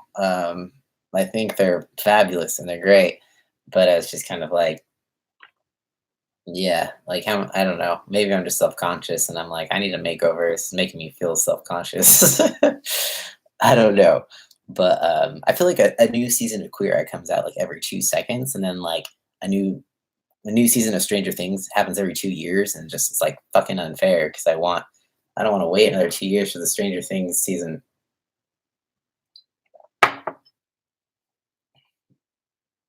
Um, do I know what the best state to be trans in is? Um, All I know is California. It's a pretty good state to be trans in. It does have its conservative areas, which I live in. So, yeah, like every state has their conservative parts, even California. But legally, California is a good state to be trans in. It's not to say you aren't gonna, face some assholes, but at least like legally, you're generally protected. Um, Blue Shield. Yes, Blue Shield is my insurance company. Um, you've torn muscles in physical therapy, even muscles bending over. I thought working out might help loosen me up. Well, physical therapy to even tear muscles there is, yeah, that's rough because they're pretty, they give you exercises, but they're generally focusing on not tearing your muscles. So, oh, maybe you need a new physical therapists. They're letting you tear your muscles in therapy. Um, what sort of health insurance coverage do you get with your employer? I'm self-employed, so I pay for my own insurance through Covered California. I used to have Blue Shield through my old employer. I worked in a kitchen previously, um, so kept my Blue Shield insurance because I knew that they covered trans surgeries, and I felt generally like I felt safe staying with them. So previously, I had a Blue Shield HMO plan through my employer. Um, then when I was switched over to working for myself, I chose Blue Shield. It's like Silver 87 PPO, and your premium per month depends on your income. And so, yeah, that's what I'm currently on.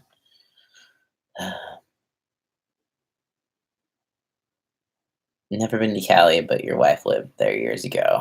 Well, you should come back. It's pretty cool here. God. You nominate me for Queer Eye now. Oh man. uh, that would just be. I mean, could definitely use a makeover. um, California has a conservative area of Cali too. I think even OC went liberal. California does have a conservative area. It's called Auburn, California.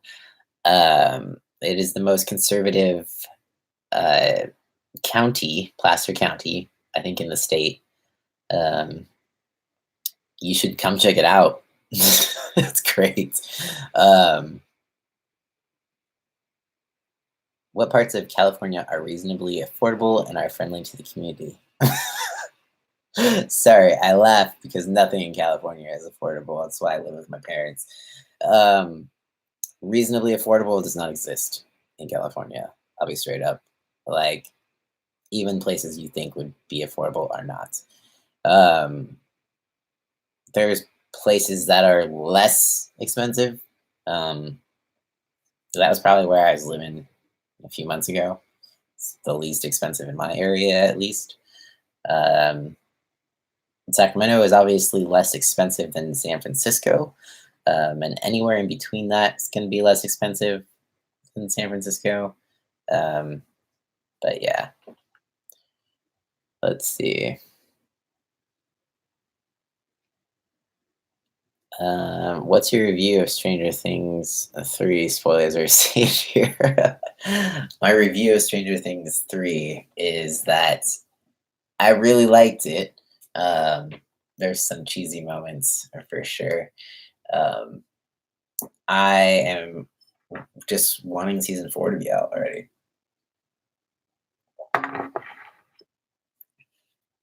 Is there any predictions for what's going to happen in season 4 of Stranger Things? Anyone? Um,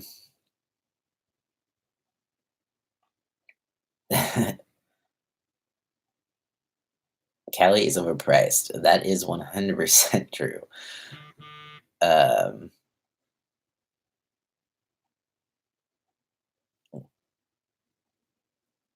a bank repo is still half a mil. That is also true. Um, yeah, rent here. Let me just give you a little bit. So I live in a small town in a conservative part of California. There is nothing um, spectacular about this area. It does have its like nice parts of it. Like there's hiking, um, there's a river, stuff like that. So like a one bedroom around here is at least about like $1,300 a month. A two bedroom is around $1,500 a month. That's not like including any sort of fees or utilities or anything like that. Um, the two bedroom that I was in Carmichael, or not Carmichael, well, it was Citrus Heights, close, whatever. Uh, it was a two bedroom. Um, it was 1,300, so that was like a really really good price. But of course, each year rent goes up, so I think it was going up $100 before we left. Um, so that's the shitty part about California. Rent is always going up. You live in Sacramento, California is expensive to live in though. Yes, I live in Auburn, which is about an hour from Sacramento. It is very expensive. um,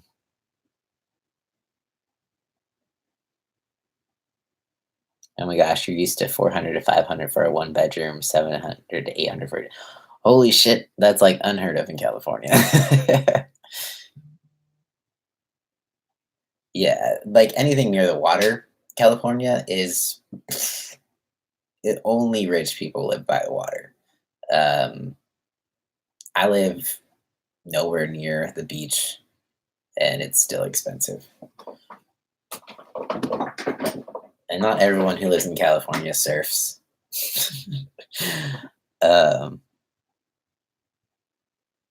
not that I don't want to surf, I just don't live next to the beach. There's lakes out here, but there's no ocean. Um, am I looking into moving anytime soon? Um, I don't know. um, I mean, I would ideally like to be, you know, financially stable enough to move out on my own somewhere, even if it was locally. Um, currently, I am not. That is my goal. Um, yeah, it's just so expensive. It is so, so expensive.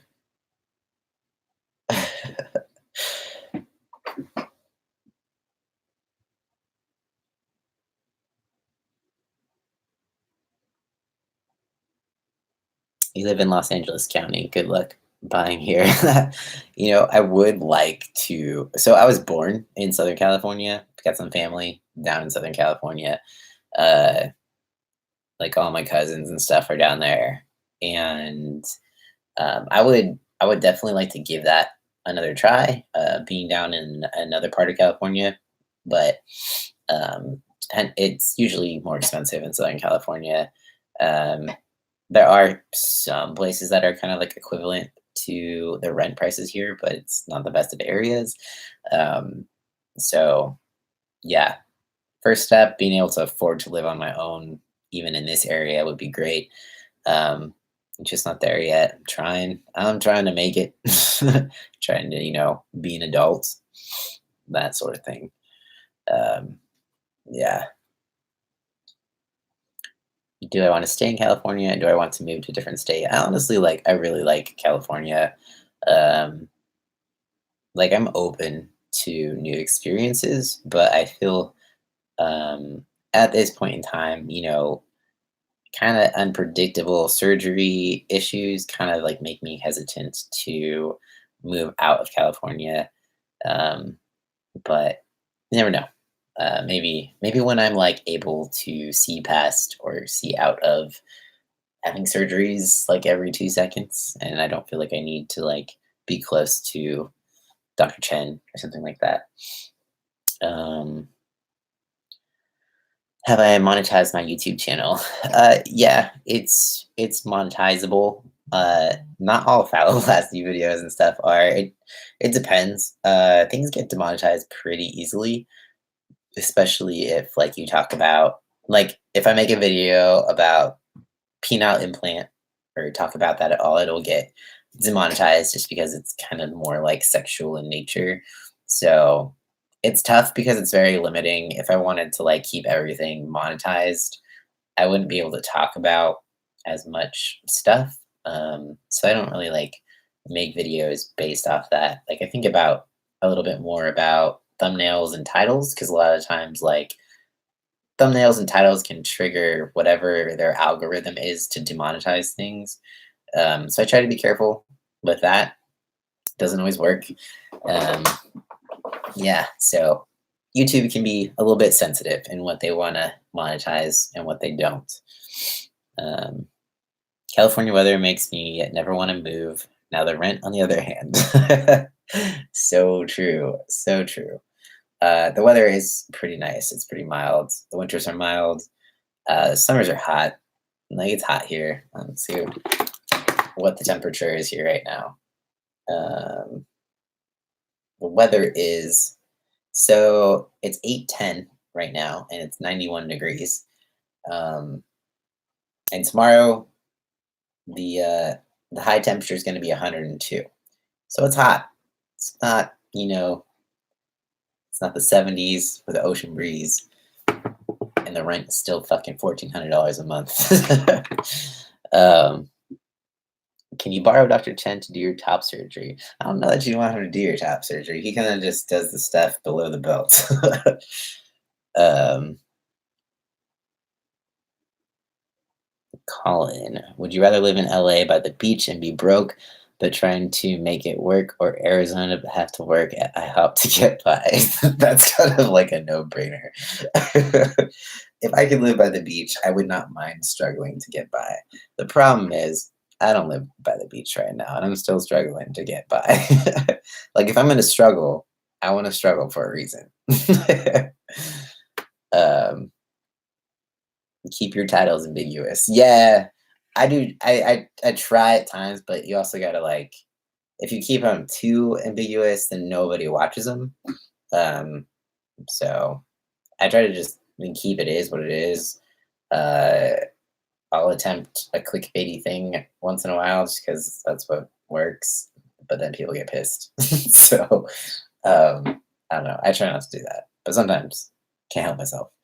Um, My channel is informative, not sexual. Geez. Yeah, you would think, but even just talking about sex, like when I was talking about the differences in the penile implant, that video got demonetized. So, um, so sensitive. Living in Auburn is like paying Target prices for 99-cent store quality of weather. That's so true. It's so true. Yeah, like Auburn, California is definitely like the shithole of California. No, there's worse. I can't say that. Um, there's at least there's some scenic qualities to Auburn at least, and it's like the endurance capital of the world. So um, basically, it just means people can like run and ride their bikes until they collapse, or their horses. It's weird. Um, 102 is too much for me. Yes, it is hot. I'm telling you. California ain't all that great sometimes. Depends what part of California. That matters a lot. Um, the plus side is that the humidity is low, though. Um, like that's the difference between California heat and like the East Coast heat. So like the humidity is 25% right now. So it's not like it's a dry heat, as they like to call it. Who did my top surgery? Dr. Satterwhite in San Francisco at Brownstein and Crane. Highly recommended. He's a great guy. I'm happy with stuff. Um, oh man, yeah, humidity. That makes things just like a whole nother ball game. Um, you live in Canada. It's 11:14 and it's 81 degrees. That seems like hot for Canada. I always feel like people like say Canada's like freezing. Um, I, Also, I've been watching too much Handmaid's Tale, and I feel this crazy urgency to like go to Canada. Like it's just like safer. I just got to stop watching that show. um,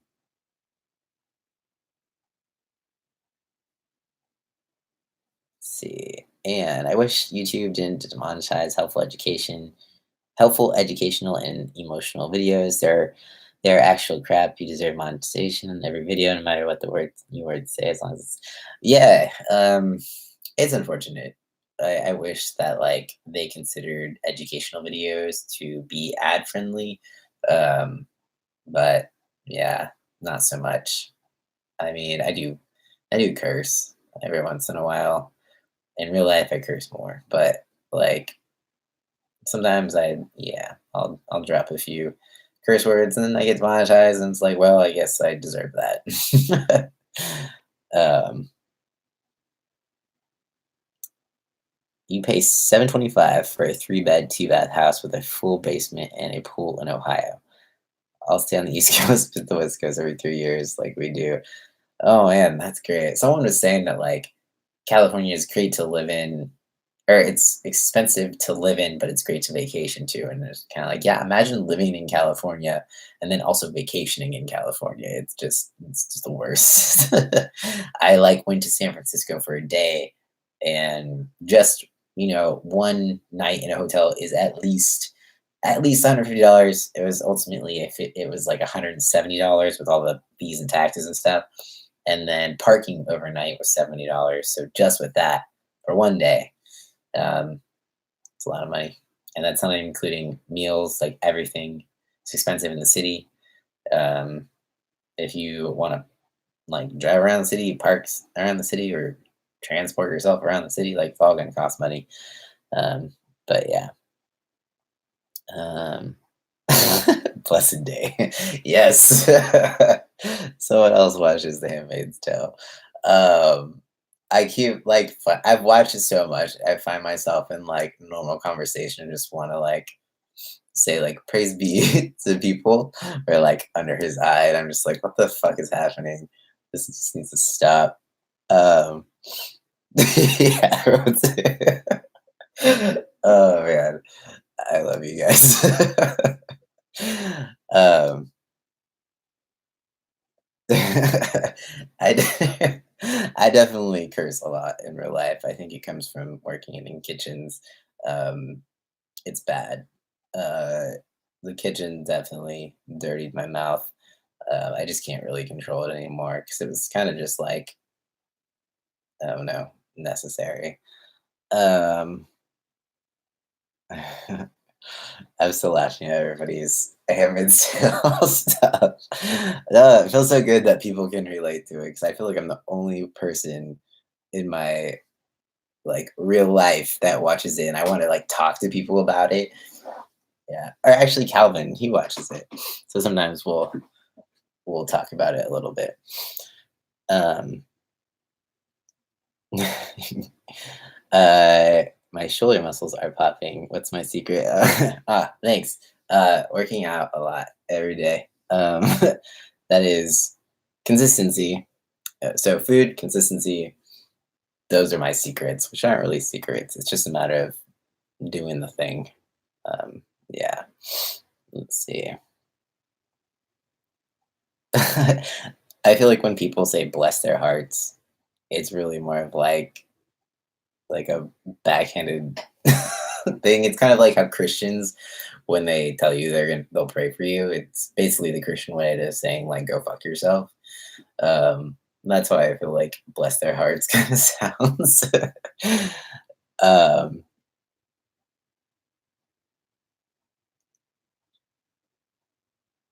oh man, yeah, everyone's talking about the humidity on the East Coast. Yeah, we don't get that as much here, thankfully.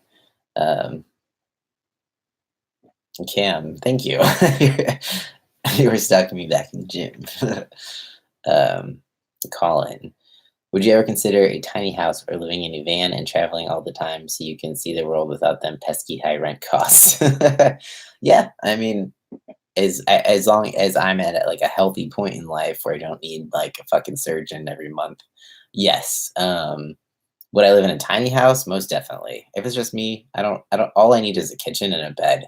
Legit. Like if I had a house that was just the size of this room, I'd be golden. It's not so much about the place I'm living in as much as I care about the place, like the location that I'm living. Like if I step out my door and there's a beach right there, like I could live anywhere in anything. But yeah, the size of my house is not something I'm concerned with. Just where I'm at. um, your primary care doctor has a potty mouth. She's awesome. I love when like professionals have potty mouths just because they feel so much more like relatable or human, and you feel more comfortable. Like you can like talk to them like a person. I feel like I've dropped like the F bomb a few times, like to my doctor, and it's not like a thing. It's just like I think about it for a second. I'm like, oh, sorry, like forgot. I'm not. not in the kitchen, not talking to my friends. I'm just, yeah, I say the F word like it's nothing anymore. But I mean, they're just words, right? Does it really matter? Why are some words stronger than others? Why are some words bad and some words like who made that up? Why? Who was the first person to say fuck and say that's a bad word? We're weird as humans. um, I feel like we're getting into like some stoner thinking shit, and I'm definitely not. Not stoned. Just thinking about how the fuck is a bad word. Um,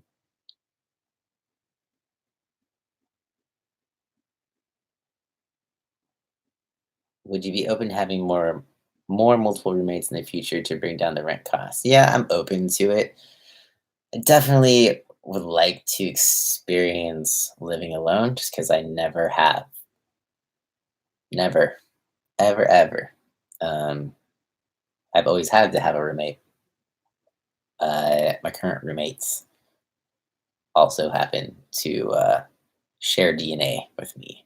Um, so yeah, someday I would like to live by myself. Um, nurses cuss like sailors. Well, I love nurses, so I'm glad. um, do I have issues with my roommates being messy? No, I actually have not ever had a messy roommate. Um, I've always had OCD roommates who are like really, really clean, which can also be a thing. um,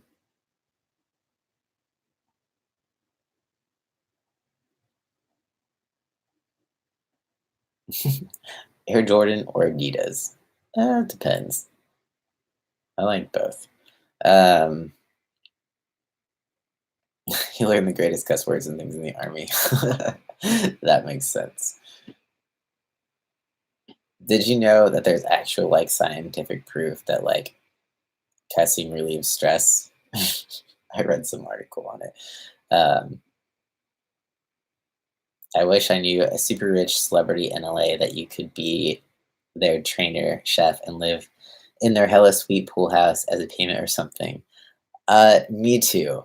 Um, I wish that I could like convince Chelsea Handler to hire me as her trainer, but she already has one who happens to be the trainer to many stars in the Los Angeles area. So unfortunately, he wins that battle. Um, I also wish that I could cook for Chelsea Handler, but she also already has one of those. I got to find a new celebrity to stalk on Instagram that will accept me as their trainer and cook. If anyone has any suggestions of who I should do that with, um,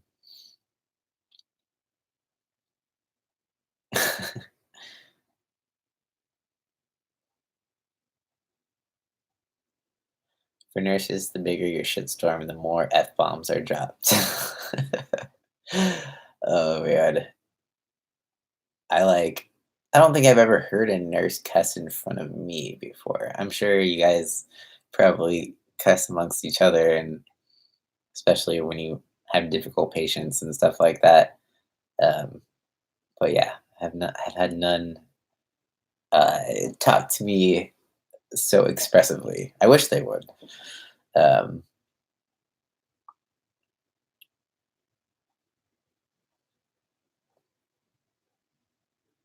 I'd be that nurse kissing.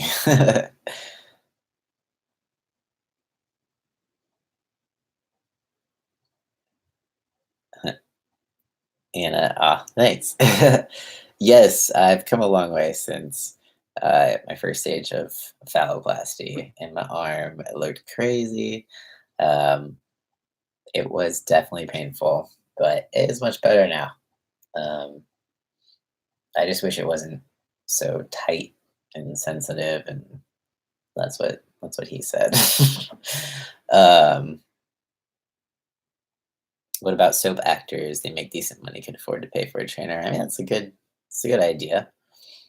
I would generally train anyone in the LA area that wanted to hire me. Um, Making more money as a trainer would be great. Um, one day, one day.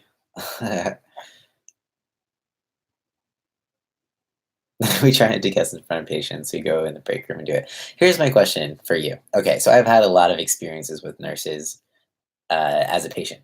Like, I am forever grateful to nurses. I don't know how you guys do it. What is the most annoying thing that a patient can do? Like, what is that you hate the most with patients? I always want to know these things. Like every job that I've ever worked, there's something that's like annoying. There's something that customers do that you can't stand. So I always want to know, like, what is, I don't want to annoy nurses basically. So what is the most annoying thing? Like I always, like whenever I need something, I always feel so bad. I hate hitting the call button. Um, I hate asking for things. Um, I always try to like be polite, say thank you, and like be grateful. Um, but I always worry that I'm like rude or annoying. um,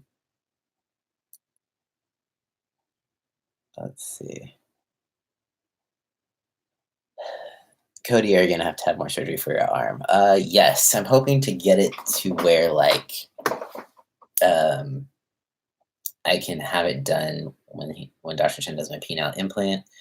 Um, but that's up to Dr. Chen. Whoa, the lights in here just got crazy. Um, he doesn't like to generally do more surgery along with penile implant surgery because it raises the risk of infection. So we will see what he says. But Dr. Lin seems to think it'll be okay, but I don't know. We're gonna find out. Um, yeah. Whatever happens, happens. If I can get two things done at once, I will be stoked with that. Um, yeah, I am nervous about this penile implant. I think I've gone over a few scenarios in my head. Worst case scenario, and also being like, yeah, fuck this, I don't want this after all scenario. I've had the change my mind of which penile implant scenario. Um, it's my anxious brain. That'll happen until the day of surgery. Um, when a patient hits the call bell and you go see what they need, you walk out, and 2 seconds later they hit the call bell again. That would be super annoying. I have not done that. Um, that would definitely be very, very annoying. Thank you for telling me that. Is there anything else I need to know? um, can you get a tattoo sleeve or will it be painful? Yes, I can. I plan on getting a tattoo over this Sunday. It just costs money, so I got to figure that out. Um,